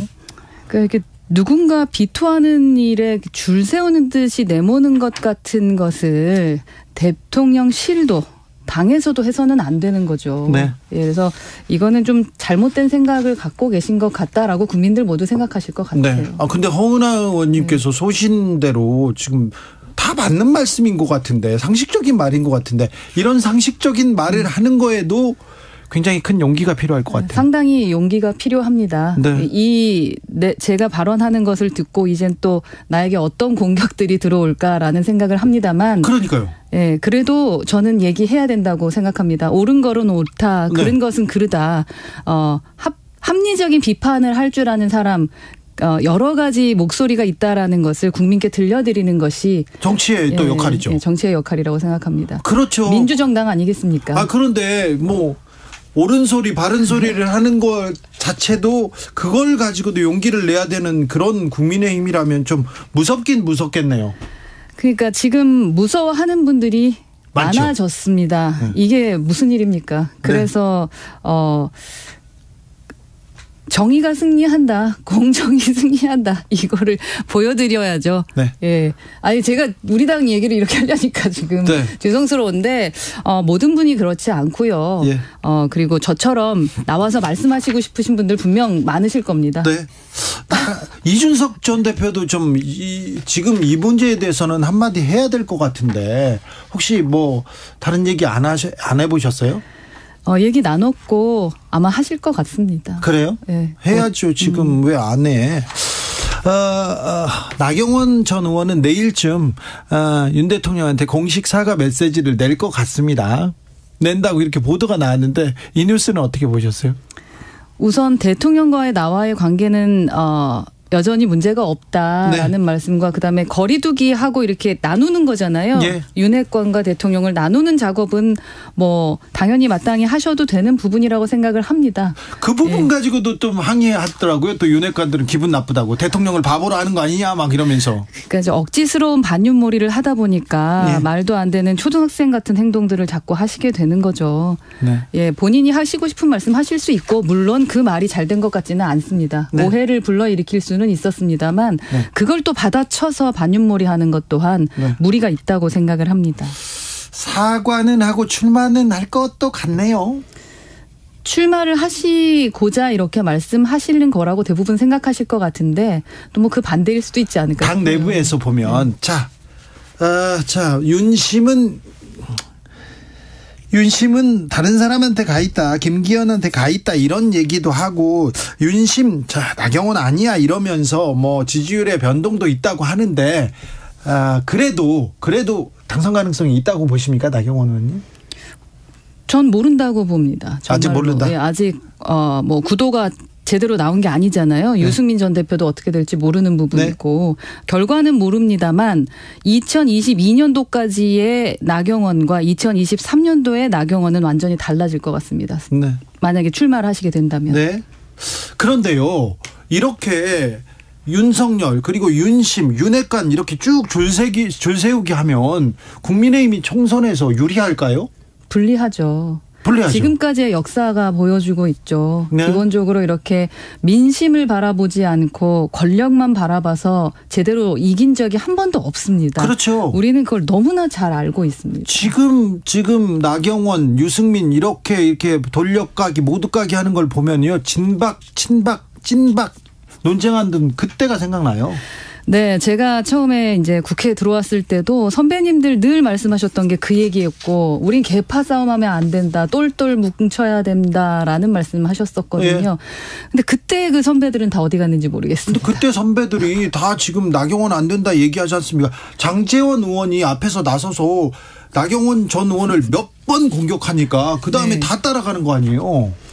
그러니까 장제원 의원께서 지금 뭐 역할을 하시는 것으로 보입니다. 그런데 거기에 또 굳이 줄 서서 따라갈 필요가 있을까라는 생각을 저는 한 사람 입장으로서는 본인의 소신대로 어떠한 것이 진짜 우리 당을 위한 정치, 대한민국을 위한 정치인지는 고민하셔야 될 것 같고, 처음에 저희가 21대 국회의원으로 들어왔을 때 어떤 정치를 하려고 했었는지에 대한 걸 제발 하루, 아니 딱 1시간만이라도 고민해 주셨으면 좋겠습니다. 자, 김기현 찍으면 장제원이 대표된다 이런 얘기도 있던데 당내에서 사무총장 된다. 네, 사무총장도 된다. 사실상 대표는 장제원이다 이런 얘기도 있어요. 사무총장설도 있고요. 이런 얘기는 어떻게 보세요? 그런 얘기를 저도 많이 들었었기 때문에 뭐 그런 우려를 많이 하는 거죠. 그렇기 때문에 김기현 전 대표 원내대표였었잖아요. 원내대표가 민심을 얻지 못하거나 당심을 얻지 못하는 분이 아닙니다. 아, 그래요? 그렇기 때문에 처음부터 이렇게 친윤 프레임에 갇힐 필요가 있었을까라는 생각이고요. 그렇죠. 예, 윤 대통령과 친하다는 말씀을 하시기 전에 김기현 대표의 원래의 장점과 경쟁력을 가지고 당을 위해서 무엇을 할 건지. 네, 국가를 위해서, 국민을 그렇죠. 위해서. 그 비전 얘기를 하실 수 있도록 가야 되는 건데. 근데 국민의힘 당권 경쟁에서 비전, 정책 얘기 안 나오고 내가 윤석열과 친하다, 진짜 윤심은 나야, 이 얘기만 하고 있잖아요. 네, 그렇게 김장 막 이야기를 하시다 보니까 이렇게 아쉽게 된 것 같고요. 네, 국민들께서 그렇게 보시겠지만 뭐 누가 대표가 될지는 아직 모르는 상황이고 그러한 점을 당원들이 분명 우려하고는 있다라는 말씀을 좀 드리고 싶고, 제가 지금 동대문에 열심히 지금 설 인사 다니는데 어르신들이 저 보면서 걱정 많이 합니다. 제발 싸우지 말았으면 좋겠는데 또 특히 장제원 의원님 이름 거명하시면서 걱정 많이 하시거든요. 이제는 살짝 뒤로 물러나셔서 제대로 경쟁할 수 있는 장을 만들기 위해 우리가 노력을 해줘야지 내가 픽한 사람이 꼭 대표가 돼야 된다라는 그런 생각은 조금은 좀 이제는 접을 때가 되지 않았나 하는 생각인데 좀 늦었을까요? 아니요. 그 늦은 때는 없습니다. 계속 노력해야 되는데요. 2890님, 허은하 의원님 참 옳은 말씀입니다. 언제부터 국민의힘이 대통령 당입니까? 초선 의원님들 반성해야 됩니다. 지지자 한 사람으로 참 부끄럽습니다. 허 의원님 화이팅 하십시오 얘기합니다. 허은아 참 좋은데 동대문 이렇게 가시잖아요. 제가 예전에 그 동네에 살았어요. 그래서 사람들한테 물으면 허은아 참 좋은데, 허은아 좋은데 그랬는데 허은아가 당협위원장 안 됐다. 거기에도 또 충격받은 사람들이 많아요. 네, 저 지하철 인사하는데 저 응원해 주시고 뭐 끝까지 가라 뭐 이렇게 말씀해 주시고 정말 그러시더라고요. 아, 그래요? 네, 정말 울컥했고 여튼 결과는 결과대로 받아들이고요. 제가 끝까지 도전할 겁니다. 알겠습니다. 끝까지 도전한다. 자, 누가 당대표 될지 모른다. 자, 허은아도 당대표 도전합니까? 아니요. 당대표 도전을 한번 해볼까? 네. 아닙니다. 아직은 제가 고민이 많고요. 최고위 말씀하시는 것 같은데 많은 고민하고 있습니다. 네. 경쟁력 있죠. 허은아 나오면 뭐 민주당도 무섭죠. 그런데요. 이것도 하나 현안이니까 물어볼게요. 아랍에미레이트 거쳐가지고 다보스 포럼 이렇게 윤석열 대통령 갔는데 어떻게 보세요? 열심히 뭐 외교 활동하고 계시기 때문에 지금 해외에 계실 때 어떠한 말씀을 드리는 건 솔직히 조심스럽습니다. 그래도 경제를 키워드로 해서 다녀오시는 거니까 그 목표는 좀 달성하고 돌아오셨으면 좋겠다라는 경제 생각입니다. 키워드로 세일즈 외교 조금 열심히 하고 있는데 좀 실수는 좀 아쉬워요. 네, 뭐 말씀의 실수는 아쉽습니다. 그만큼 외교를 하러 나갔을 때는 단어 하나하나가 이렇게 크게 다가오는구나라는 걸 또 한 번 느꼈을 것 같고요. 다음 외교 때는 이러한 일이 없게 해야겠죠. 네, 그런데요. 대통령이 순방 외교를 나갔습니다. 그런데 국민의힘에서 이렇게 내분 상황을 보여줌으로써 순방에 대한 뭐 의미, 성과 이런 얘기는 안 나와요. 그러니까 그 성과가 나올 수 있도록 더욱 더 저희는 그러니까 민주주의 정당답게 공당답게 이 일을 해결했어야 되는데 좀 안타깝게 됐습니다. 네. 국민의힘이 달라진다, 변신한다. 이준석 당대표, 그다음에 윤석열 대통령, 전에 없던 국민의당 보수당의 그 DNA들이 와서 바뀔 것이다 이렇게 생각했는데 바뀌고는 있는데 조금 과거로 후퇴하고 있는 거 아닌가 그렇게 우려하는 사람들 많아요.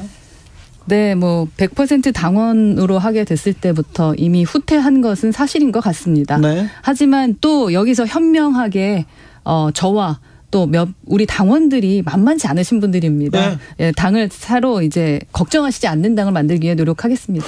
허은하 나와서 이렇게 당당하게 얘기하는데 이준석 전 대표도 얘기하고 다른 사람들도 나와서 얘기해야 될 거 아니에요? 네, 내일부터 말씀하시겠죠. 내일부터요? 네. 어떤 얘기할 겁니까, 그 사람들은? 당의 미래에 대해서 고민하고 저도 그렇고 가장 중요한 이슈는 저희 바라보고 저희에게 표 주신 분들입니다. 네. 저희 믿고 윤석열 대통령 뽑았고 또 뭐 시의원, 구의원 다 뽑지 않았겠습니까? 네. 그분들에게 당당할 수 있도록 저희가 어떻게 미래를 끌고 나가야 되고 또 그분들에게 무슨 말씀을 드려야 될지 비전이 있다라는 말씀 드려야죠. 비전 구체적으로 어떻게 할 건지 얘기해야 될 거 아닙니까? 보수가 경제에 실력 있고 안보에 능력 있다 이렇게 말했는데 경제를 보여줬어요. 안보에서 뭐 안정감을 보여줬어요. 아무것도 안 보여줬잖아요. 왜 이렇게 숨기고 있습니까? 네, 숨기고 있는 건 아닌 것 같고 네. 예, 곧 보여줄 거라고 생각하고요. 네. 현재 저희 당의 문제는 있는 것은 인정합니다. 네. 이 당 문제를 가지고 저희를 찍어주셨던 2030 세대 그리고 또 그 2030 세대를 밀어줬던 6070 세대들께서 네. 저희를 지지해 주셨는데 떠나지 않으시도록 네. 곧 성과 보여드리고 예, 다른 목소리 내는 사람들 있다라는 거 보여드리겠습니다. 알겠습니다. 네. 허은하가 내일부터 말씀하는 데는 어디에 방점이 찍혀 있을까? 이준석 전 대표는 무슨 얘기를 할까? 그리고 국민의힘의 개혁과 전진을 위해서 어떤 소리가 나올지 좀 기대됩니다. 서승우님 동대문 허은하 기억하겠습니다 얘기하는데 내일도 또 나경원 전 의원 무슨 얘기하나 사과하나 그리고 나경원 전 의원을 비토하나 이런 기사가 너무 오래 가는 것도 바람직하지 않잖아요. 바람직하지 않죠. 네. 예, 정말로 이번 전당대회가 그냥 누구랑 친하다 안 친하다, 누구한테 미안하다 미안하지 않다 사과하면서 끝나는 그런 전당대회는 되지 않았으면 좋겠습니다. 너무 촌스러워요. 죄송합니다. 네. 진심으로 저도 부끄럽다고 생각하고 네. 죄송한 일 없도록 네. 예, 열심히 하겠습니다. 자, 국민의힘 허은하 의원이었습니다. 용기 있는 발언, 용기라고 얘기해야 되나요? 아무튼 감사합니다. 네, 감사합니다. 네. 좋은 하루 되세요. 네. 좋은 저녁 되세요. 좋은 명절 되세요. 네, 새해 복 많이 받으세요. 정치 피로, 사건 사고로 인한 피로, 고달픈 일상에서 오는 피로. 오늘 시사하셨습니까? 경험해보세요. 들은 날과 안 들은 날의 차이. 여러분의 피로를 날려줄 저녁 한 끼 시사. 추진우 라이브.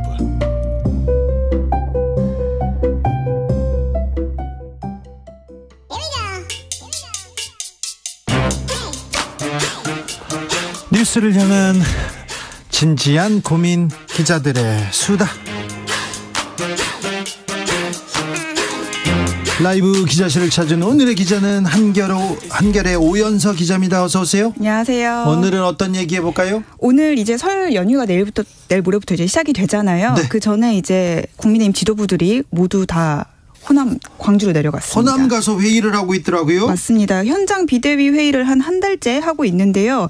특히 설 명절 전에는 이제 호남 민심을 이제 체크하려고 이제 행보를 보인 건데요. 호남으로 갔대요? 네, 5.18 민주묘지도 오늘 참배를 했습니다. 자, 당권 주자들도 다 같이 갔습니까? 오늘 당권 주자들은 반대로 영남 지역을 순회하는 그런 행보를 보였습니다. 네. 네, 안철수 의원 같은 경우에는 대구 서문시장을 찾았고요. 서문시장 같더라고. 네, 여기 이제 대구 민심의 이제 중심지라고 불리는 곳이죠. 그리고 윤상현 의원, 조경태 의원은 경남 지역을 좀 돌고 있고요. 김기현 의원 같은 경우에는 오늘 뭐 서울에 머물기는 했는데 지난 14일에 이제 경북 구미시에서 출정식을 했던 그런 행보도 있었습니다. 다 디케이기를 한번 돌았네요. 그러면 나경원 전 의원은요? 나경원 전 의원은 마지막 행보가 이제 대구 동화사였는데요. 지금 이제 서울에서 공식 일정은 없었고 10분 뒤에 이제 집으로 귀가한다는 소식을 기자들에게 좀 알리기도 했더라고요. 지금 기자들이 다 나경원 전 의원 어디 가는지 뭐 하는지 따라다니니까. 맞습니다. 예, 그렇게 하고 있는데 오늘 특별하게 이제 저녁 때 이제 귀가 일정을 풀을 해줬습니다. 와, 집에 간다. 네. 와서 오면 짧게 인터뷰를 하겠다. 이렇게까지 그렇죠. 네, 공지를 얘기를 했습니다. 하는데 윤석열 대통령한테 사과할 거예요. 이런 단독 보도가 나오긴 했는데 어찌 네. 되는지는 지켜보자고요. 네. 아니 그런데 호남에 가서 회의를 하면 뭐합니까? 여기 가서 또 나경원 전 의원 뭐라고 하는 거 아니에요? 거기서도 어쨌든 전당대회 얘기가 주요 이슈가 됐고 그렇죠. 예, 당 지도부는 호남 행보를 굉장히 중요하게 의미를 두고 있는데 네. 당권 주자들 같은 경우에는 호남을 갈 계획도 지금 1, 2월 사이에 없다는 얘기가 지금 나오고 있어서 그렇죠. 네, 뭐 당원 투표 100%니까 갈 필요성을 못 느끼고 있는 거죠. 그렇죠. 거기 또 발언권이 이제 약해졌고 뭐 대선도 아니고 그러니까 뭐 호남 또 네, 호남에선 또 좀 싸늘해지겠는데요? 네, 그렇다 보니까 당연히 호남 당원들도 있기는 있을 거 아니에요. 네. 그 당원들도 전당대회에 관심이 없어지게 되고 결국 또 호남은 당에서 이제 외면을 받게 되는 그런 상황이 계속 반복이 된다는 얘기가 나오고 있습니다. 그래서 나경원 전 의원은 어떻게 한답니까?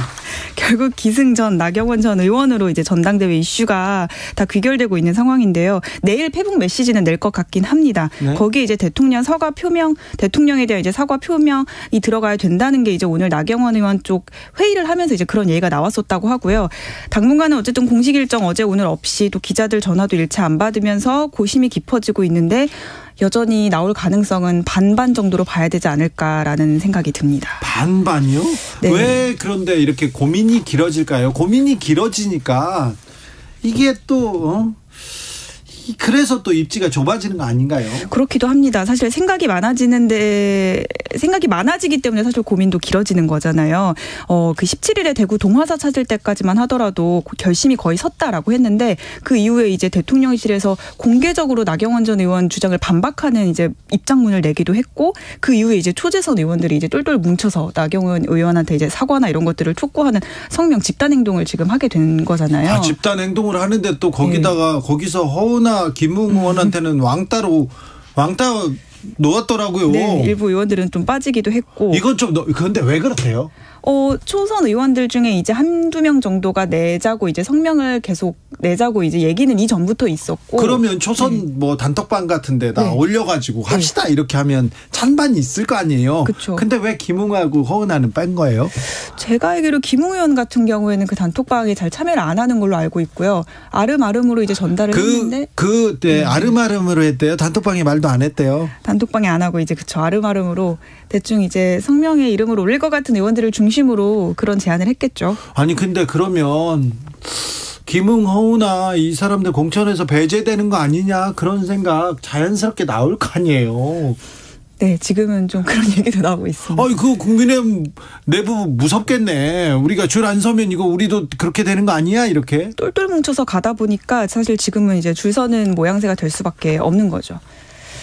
그런데 나경원 의원은 사실은 네. 저 보수당에서 꽃길을 걸어왔던 사람이고 네. 굉장히 스타 플레이어 중에 한 명 아닙니까? 맞습니다. 근데 너무 집단적으로 나서서 네. 이렇게 다 이렇게 뭐라고 해야 되나 공격합니다. 네. 비토합니다. 특별히 홍준표 대구시장 갑자기 나서 나경원 의원을 그렇게 왜 이렇게 난사하는 겁니까? 며칠 동안 거의 집중 매일 하고 있어요. 네, 집중 타격을 하고 있는데요. 오늘 최지영님께서 이런 네. 거 초딩 때 본 것 같은데요. 얘기하는 초딩 때도 요새도 초딩도 그러면 안 됩니다. 네, 너무 이제 사실 저희 어제 기자들끼리는 이 정도면 스토커 수준 아니냐라는 얘기가 나올 정도로 너무 집요하게 이제 공격을 하고 있는데요. 사실 여기에는 좀 악연 히스토리가 있기는 합니다. 자, 홍준표와 나경원의 악연 가봅시다. 보니까 10년도 훌쩍 넘었던데요. 2011년에 이제 9월에 서울시장 보궐선거가 있었고 여기에 이제 나경원 의원이 출마를 했었잖아요. 자, 그때 서울시장에 홍준표 나가려고 했어. 내가 잘 알아. 그냥 야, 진우야, 내가 여기 나가면 어떻게 되겠냐? 막 그러니까 안 되지. 내가 그랬죠. 안 돼. 그랬더니 그래, 내가 나경원보다 못한 게 뭐가 있냐? 그냥 많이 못해요. 내가 그랬더니. 여러 면에서 많이 못해요. 그랬는데 안 될 거려. 그랬더니 왜 안 되겠냐고 물어보더라고요.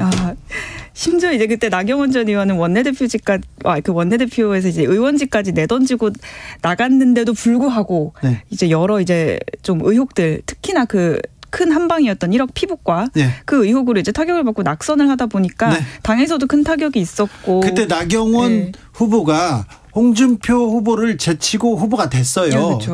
돼서 박원순 시장과 이렇게 만났죠. 박원순 시민 후보와 그렇죠. 만났죠. 그때 1억 피부과와 기소 청탁 그런 것도 있었고요. 기소청탁 문제가 있어가지고 낙마합니다. 그 두 문제를 제가 문제 제기해가지고요. 나경원 의원과 저하고는 그런 사이예요. 네.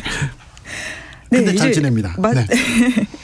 이제 그래서 그런 의혹들이 사실 지금도 이제 나경원 의원 쫓아다니는 그런 리스크들. 이거 옛날에 그 선거 나온 건데 그걸 가지고 또 앙금이 있어요? 네, 타격이 굉장히 컸는데 그 이후에도 계속 이제 진 이유에 대해서도 서로 이제 공방이 좀 세게 오갔었고 그러다 보니까 이제 10년 사이에 그 앙금이 풀리지 않아서 홍준표 시장은 사실 지금 나경원 전 의원이 뭔가 이제 국면의 중심에 설 때마다 계속해서 이제 비판 목소리를 내고 있습니다. 그래요? 아무튼 근데 이번에는 계속해서 연일 이렇게 공세를 이어갑니다. 네. 며칠 전에는 부부를 동시에 저격을 하기도 했는데요. 나경원 의원뿐만이 아니라 이제 남편도 대법관 자리를 노리고 지금 그러고 있는 거다라는 김재호 판사. 그런 이제 의혹들이 계속 나오고 있는데 그걸 겨냥해서 이제 부창구수라고 하는데 둘 다 너무 지금 이제 이렇게 너무 이제 그 이익에 쫓아가는 거 아니냐. 그렇죠. 가족을 직접 겨냥했어요. 그래서 나경원 전 의원이 아무 얘기도 안 하다가 이 부분은 또 반박했더라고요. 네, 오늘 아침에 전혀 근거 없는 허위 주장이다. 유감이고 책임을 지셔라 이렇게 입장을 냈습니다. 네. 나경원 전 의원이 저를 그때 시장 후보에 나왔다 저를 고발한 적이 있었어요. 그래서 또 원고 피고 관계로 또 제가 또 소송을 같이 해가지고 김재호 판사 나경원 의원과의 얘기가 이렇게 스토리가 있었는데 근데 우리는 그 사건이 끝나고 나서는 그냥 이렇게 털고 다시 잘 얘기를 하는 그런 관계거든요. 뒤끝 있지 않나요? 괜찮아요. 그럴 수도 있죠. 그런데 여기서 왜 홍준표 시장이 나경원 전 의원이 만약에 당권을 잡고 선거를 치르게 되지 않습니까? 대권 후보의 맨 앞자리로 갑니다. 그래서 대권 주자들 그러니까 대권을 노리는 사람들은 다 역학관계가 좀 있어요. 그래서 이렇게 견제구를 세게 던지는 거 아닌가 그렇게 분석하는 사람들도 있습니다. 네, 맞습니다. 그런 얘기도 나오고 있습니다. 그냥 언제까지 나경원 전 의원 이렇게 국민의힘에서 공격하는 뉴스를 계속 다뤄야 되는지 지금 일주일 넘었죠? 네, 맞습니다. 지금 나경원 전 대표 나온다 안 나온다 얘기도 저희 기사만 보더라도 하루하루 다 이렇게 내용들이 달라서 빨리 이제는 입장을 좀 정리해야 될 때가 오지 않았나. 당원들도 좀 지쳐가고 있는 것 같고요. 그래요. 국민들 보기에 이게 초등학생들 싸움도 아니고 뭐냐 이렇게 물어봅니다. 그렇습니다. 여기까지 볼까요? 네. 설 잘 보내세요. 네, 설 잘 보내세요. 세뱃돈 받습니까? 오연수 기자는? 이제 드려야죠. 이제 드린다고요? 이거 바로 그래요? 저는 40살 때까지는 받았어요. 정말요? 네. 지금 이번에도 받으려고 생각하고 있어요. 네. 부모님한테 받아야죠. 네, 얘기를 드리겠습니다. 그래요. 네. 기자들의 수다 한결의 오연서 기자입니다. 감사합니다. 교통정보센터 다녀올게요. 정현정 씨. 네, 퇴근 시간이 되면서 퇴근 정체와 설 연휴 물류 정체 등 도로 위가 벌써부터 혼잡한 상태입니다. 서해안고속도로 돌발 구간도 있는데요. 서울 방향으로 매송 부근 1차로입니다. 승용차끼리 부딪힌 사고로 정체고요. 광명역에서 일직분기점까지 밀리고 있습니다. 경부고속도로 서울 쪽은 남사진이 부근에서 오산까지는 6km가량 정체입니다. 죽전휴게소 부근에서 판교 분기점까지 밀리고요. 달래내에서 반포까지는 수도권 구간으로 10km 가까이 정체입니다.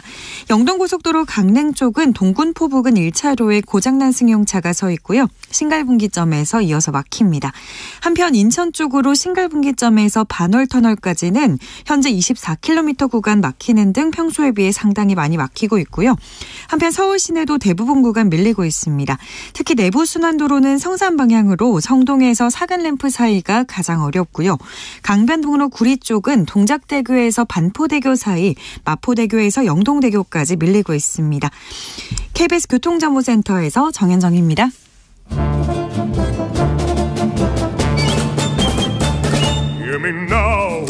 여기도 뉴스 저기도 뉴스 빽빽한 시사 뉴스 속에서 가슴이 답답할 때 뇌 휴식을 드리는 시간입니다. 오늘도 맛있는 책을 만나보겠습니다. 책의 맛. 김갑수 평론가 어서 오세요. 안녕하세요. 네, 정선태 교수님 어서 오세요. 네, 안녕하세요. 설입니다. 설이 왔어요. 네, 설이 왔습니다. 네. 서러운 설이 왔습니다. 왜 서러운 설입니까? 이제 갈대가 사라져 버린 것 같아요. 정선태 효자 정선태는 항상 명절 때마다 또 부모님을 어머님을 또 이렇게 생각합니다. 김갑수 선생님께서는 이번 설은 어떻게 보내십니까? 저는 뭐 늘 똑같으니까. 명절 때도 갈 데가 없어요.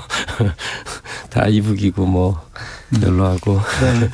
평일이랑 똑같아요. 그렇습니까? 네. 그러면 두 선생님들은 또 명절 때 책을 읽겠네요. 뭐 그럴 수밖에 없을 것 같습니다. 그럴 수밖에 없어요. 알겠습니다. 오늘은 어떤 책 읽어볼까요? 예, 문학이 필요한 시간, 이게 오늘 소개해드린 책 제목이에요. 정여울. 예, 평론가, 문학연구가 정여울 씨의 이제 책인데, 네. 사실 책에 대한 혹은 시에 대한 이제 책들은 늘 많이 출간이 됩니다. 예. 근데 이제 몇 줄 읽다가 이제 감탄을 해갖고 네. 그 필력에 감탄해서 야, 이거 좀 같이 읽어봐야 되겠다. 네. 정여울의 문학이 필요한 시간 소개해드립니다. 네, 이 김갑수 선생님께서 책을 고르는 눈이 박대하는 건 다 알죠. 다 아는데 네. 예, 저도 깜짝 놀랐습니다. 예, 몰래 아껴서 읽는 책인데. 이 책은? 최근에 나온 책입니다만은 오래전에 신간이에요. 작년이죠. 작년인가 어느 신문에 연재했던 글들을 네. 모은 거예요. 신문 연재를 전 재밌게 봤어요. 네, 맞습니다. 이 정여울 작가는 뭐 파워라이터로 알려져 있죠. 네. 많은 그 팬들도 있고요. 책도 많이 쓰고요. 네. 또 뭐 다양한 활동으로 여러 활동도 많이 하고요. 예. 근데 제가 주목한 것은 이 책에서도 어떤 부분이 나옵니다만은 문학하면 떠올리는 게 시나 소설이잖아요. 네.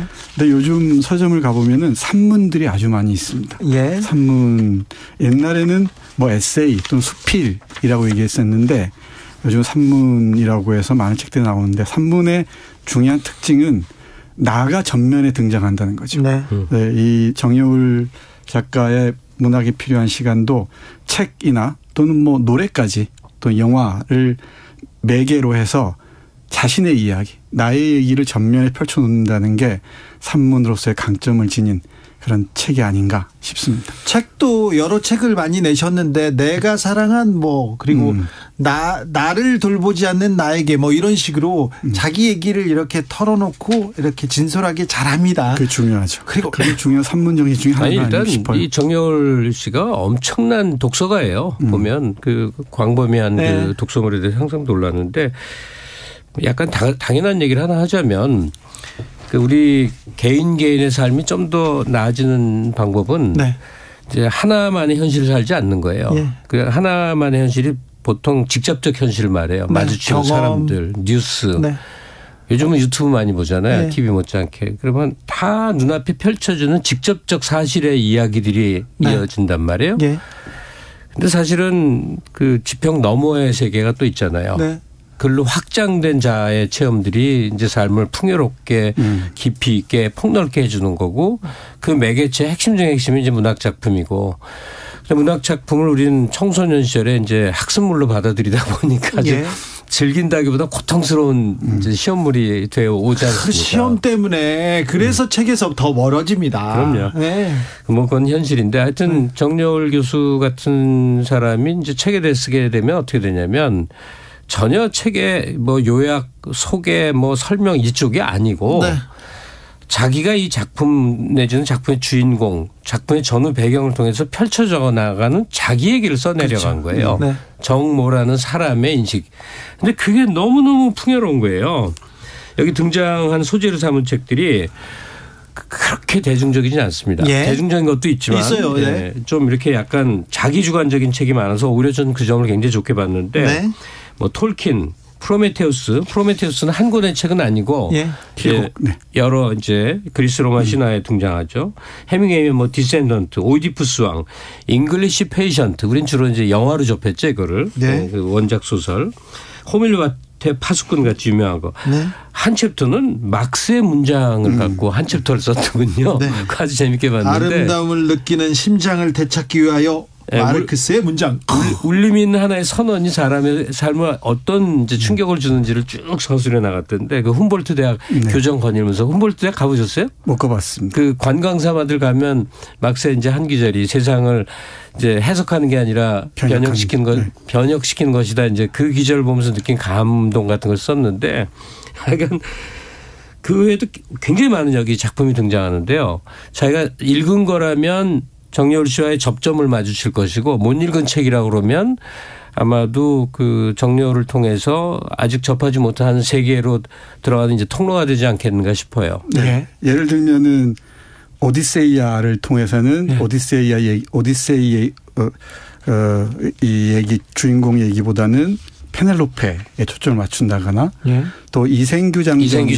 그 김시습이 쓴 작품이 있죠. 금오시나 실련. 네. 그 작품을 보면서 최 씨 여성의 관점에서 또 이생규 장전을 본다거나 여러 그 자신의 관점에서 문학 텍스트를 보고 그 문학 텍스트 안에서 자신의 다른 삶의 그 가능성을 만난다는 것. 이게 문학이 필요한 중요한 이유 중에 하나죠. 또 네. 제가 하나 덧붙이고 싶은 것은 이 들을 능력도 없고 읽을 능력도 없는 사람들이 말을 하면 얼마나 폭력적이 되는가를 생각해 볼 때 이 문학은 정말 많은 사람들의 얘기하는 이들이 예. 꼭 이 문학을 읽어야 하지 않을까 다시 한번 절감하게 됩니다.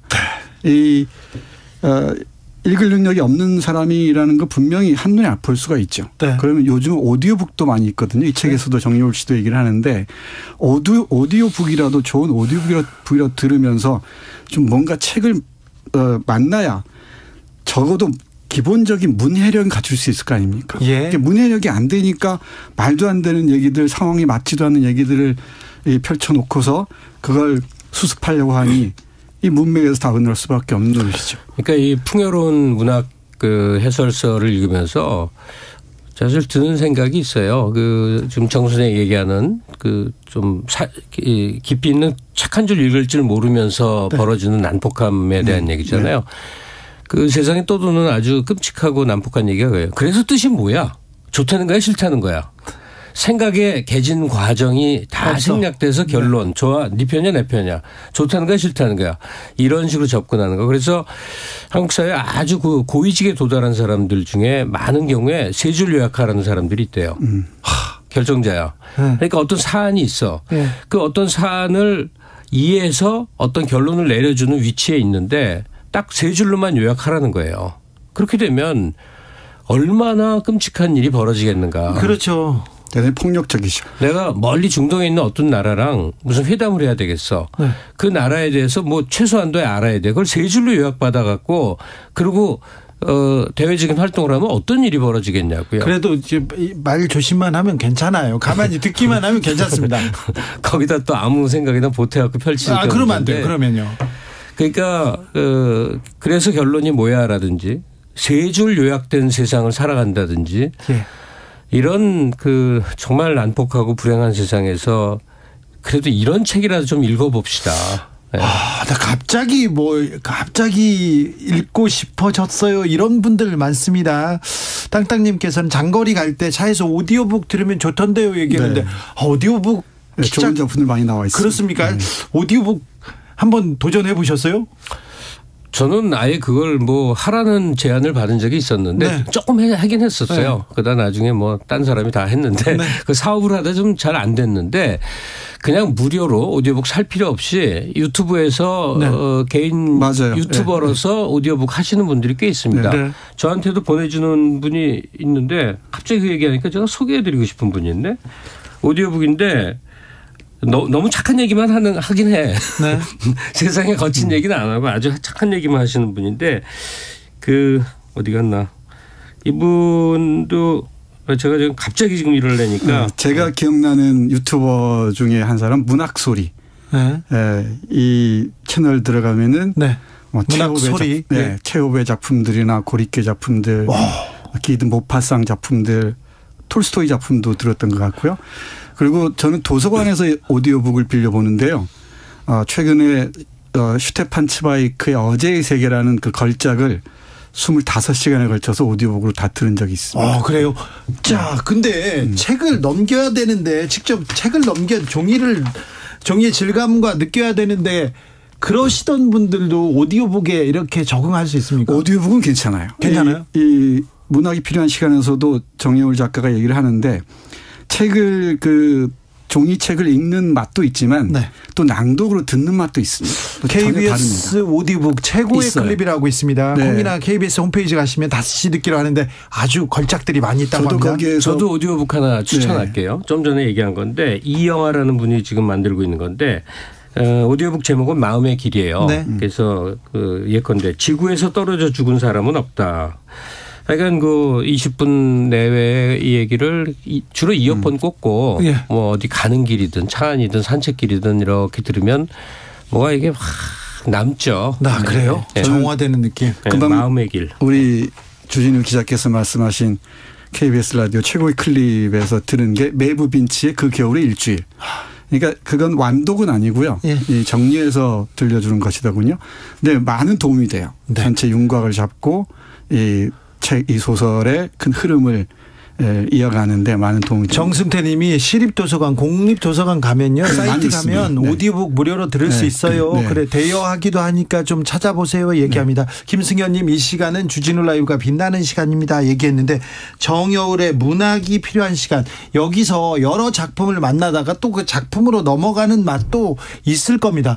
명절 때 사실은 책 읽기 좋아요. 그럼요. 지난 설 때 저 내려가서 며칠 만에 사흘 만에 태백산맥 10권을 읽었어요. 네. 그냥 거기 그냥 빠져가지고요. 남들이 뭘 하든 어딜 가든 그 10권을 이렇게 쭉 읽었는데 너무 좋더라고요. 그러고 나면 몇 달이 풍요롭죠. 아 그렇죠. 네. 장편 소설, 네. 대하 소설, 대작을 읽고 나서의 그 풍요로움. 네. 그것도 느끼면 좋은데. 그러니까 지금 주진우 씨가 그 대작을 읽는 비결이 뭐냐. 그러니까 사람 속에 안 치여 사는 거예요. 그래요? 정말 끝없는 약속들 속에 살지 않습니까? 네. 일주일에도 약속이 4개, 5개. 그 약속의 태반은 또 술 약속이에요. 네. 만나면 쓸데없는 얘기로 이어지고. 근데 지금 얘기하신 것처럼 이제 책이라는 통로를 갖게 되면 그 만남을 통해서 이루어지는 시간들이 좀 피로하거나 아깝죠. 자기 시간을 더 많이 갖게 되고. 그렇죠. 개인의 삶은 금전적인 것과 상관없는 풍요로움이 찾아오게 되는데 네. 아마 뭐 다들 아실 거예요. 근데 그렇게 못하고 사는 건데 그 오늘 여러 번 거듭해서 하는 얘기입니다만 이렇게 필력 좋은 정여울 씨가 안내하는 책 소개 같은 걸 체험을 하게 되면 꼭 나도 한번 그렇게 가고 싶거든요. 그렇죠. 네. 그 또 안 읽어본 책 그 설명하고 있으면 아이고 빨리 그렇죠. 읽어봐야 되겠다. 네. 아이고 저거 못 읽었는데 이런 생각도 하고. 그리고 그 책 속에서 정말 미처 몰랐던 독자 자신의 모습을 발견하기도 할 겁니다. 네. 좋은 문장들이 워낙 많아요. 네, 좀 읽어볼까요? 네. 호밀밭의 파수꾼은 워낙 유명한데 그렇죠. 이 마지막 문장 유명하죠. 네. 이 피비를 만나고 홀든이 나는 그 어린아이들을 지켜주는 호밀밭의 파수꾼이 될 거야 라고 얘기하잖아요. 네. 그 인용 다음에 저자가 이렇게 얘기합니다. 나는 그 순간 홀든이 나보다 더 어른스러운 존재임을 깨달았다. 내가 나보다 훨씬 성숙한 존재인데 내가 너를 주제넘게 걱정했구나 싶어 부끄러워졌다. 마음속 밤하늘에서 무지갯빛 불꽃놀이 화약이 펑펑 터지는 기분이었다. 바로 이것이다. 이것은 홀든의 꿈이기도 하지만 문학의 영원한 이상이기도 하다. 절벽에서 떨어질 위기에 처한 누군가를 아무 말 없이 꼭 붙들어주는 것. 그곳이 절벽인지도 모른 채 마구 앞만 보고 달려가는 사람들이 절벽 아래로 떨어지지 않게 붙잡아주는 것. 읽는 수고만 거부하지 않는다면 문학은 항상 변함없이 그 자리에서 비틀거리는 우리를 붙잡아주는 호밀밭의 파수꾼이었다. 그러니까 문학이야말로 호밀밭의 파수꾼이었다는 얘기죠. 고등학교 때 제가 호밀밭의 파수꾼을 읽었는데 그때는 이게 무슨 명작이야. 네. 무슨 그리고 미국 애들은 네. 깊이가 없구나 이렇게 생각했는데 집 나와서 떠드네. 네. 나중에 읽어보니까 전혀 다른 책이 되죠. 그렇죠. 네. 저는 심지어 이걸 호밀밭의 파수꾼을 처음 읽은 게 중학생 때였어요. 그러니까 뭐 앞뒤를 어떻게 헤아릴 수가 없잖아요. 근데 가면 갈수록 이 책이 얼마나 중요한 책인지를 말하는 데를 많이 마주쳐갖고 그 후에 이제 다시 읽으면서 아 이랬구나 하고 이제 느껴지는데 정여울은 또 그렇게 읽었군요. 네, 그러니까 미국에서 가장 많이 읽히는 책 1, 2위. 그럼 항상 영원히 파수꾼이라는 게 이해가 갑니다. 추천 1위입니다 무조건. 네. 네. 6433님 부산에서 계단 청소하는 김선환입니다. 저도 오디오북 듣고 있습니다. 청소하다 보니까 그게 꼭 도움이 됩니다. 이해 안 되면 2번, 3번 듣습니다. 이렇게. 김정우님은 다양한 방식으로 어디서나 문학을 접할 수 있습니다.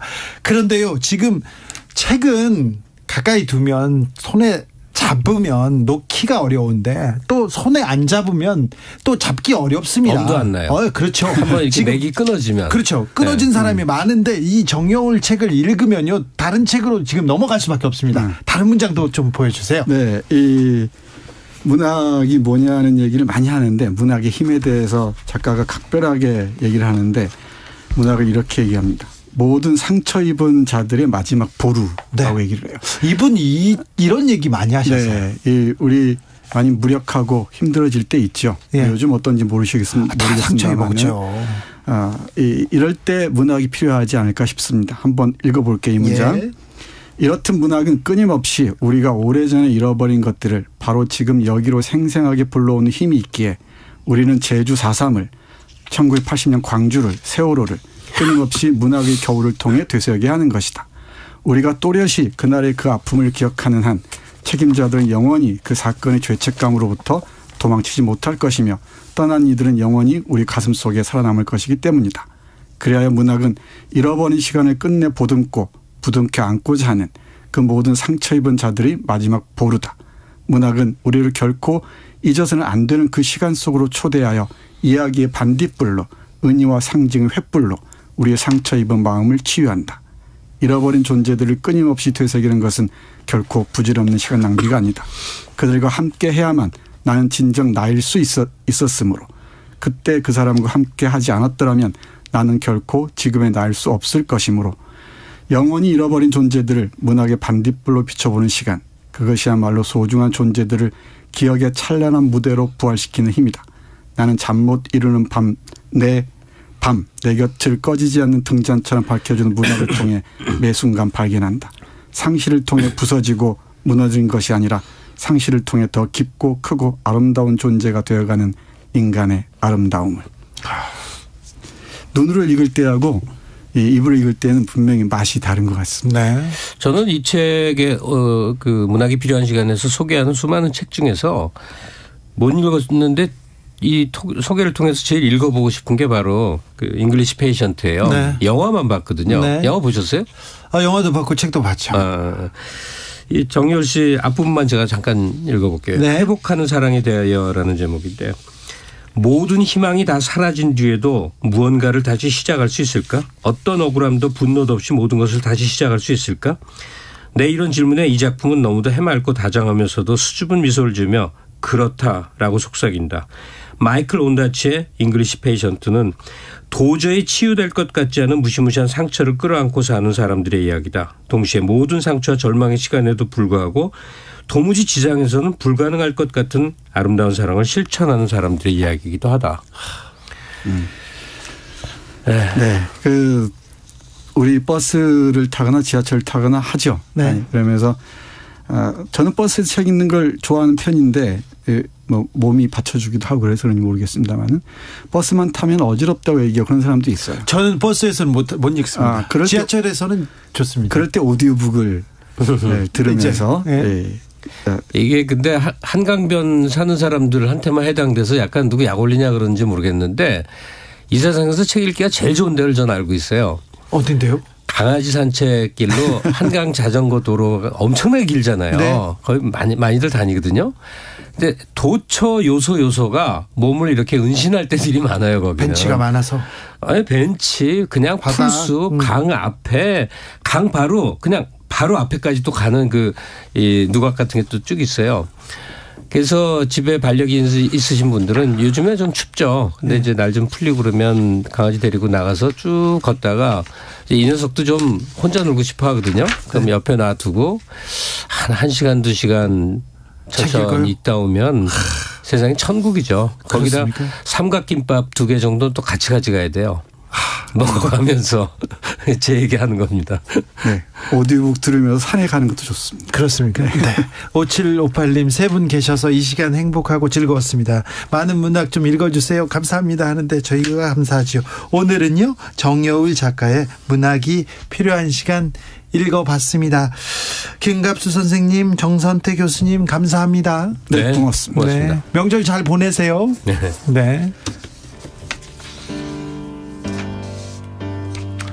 이소라의 바람이 분다 들으면서 주진우 라이브 여기서 인사드립니다. 저는 내일 오후 5시 5분에 어김없이 돌아옵니다. 지금까지 주진우였습니다.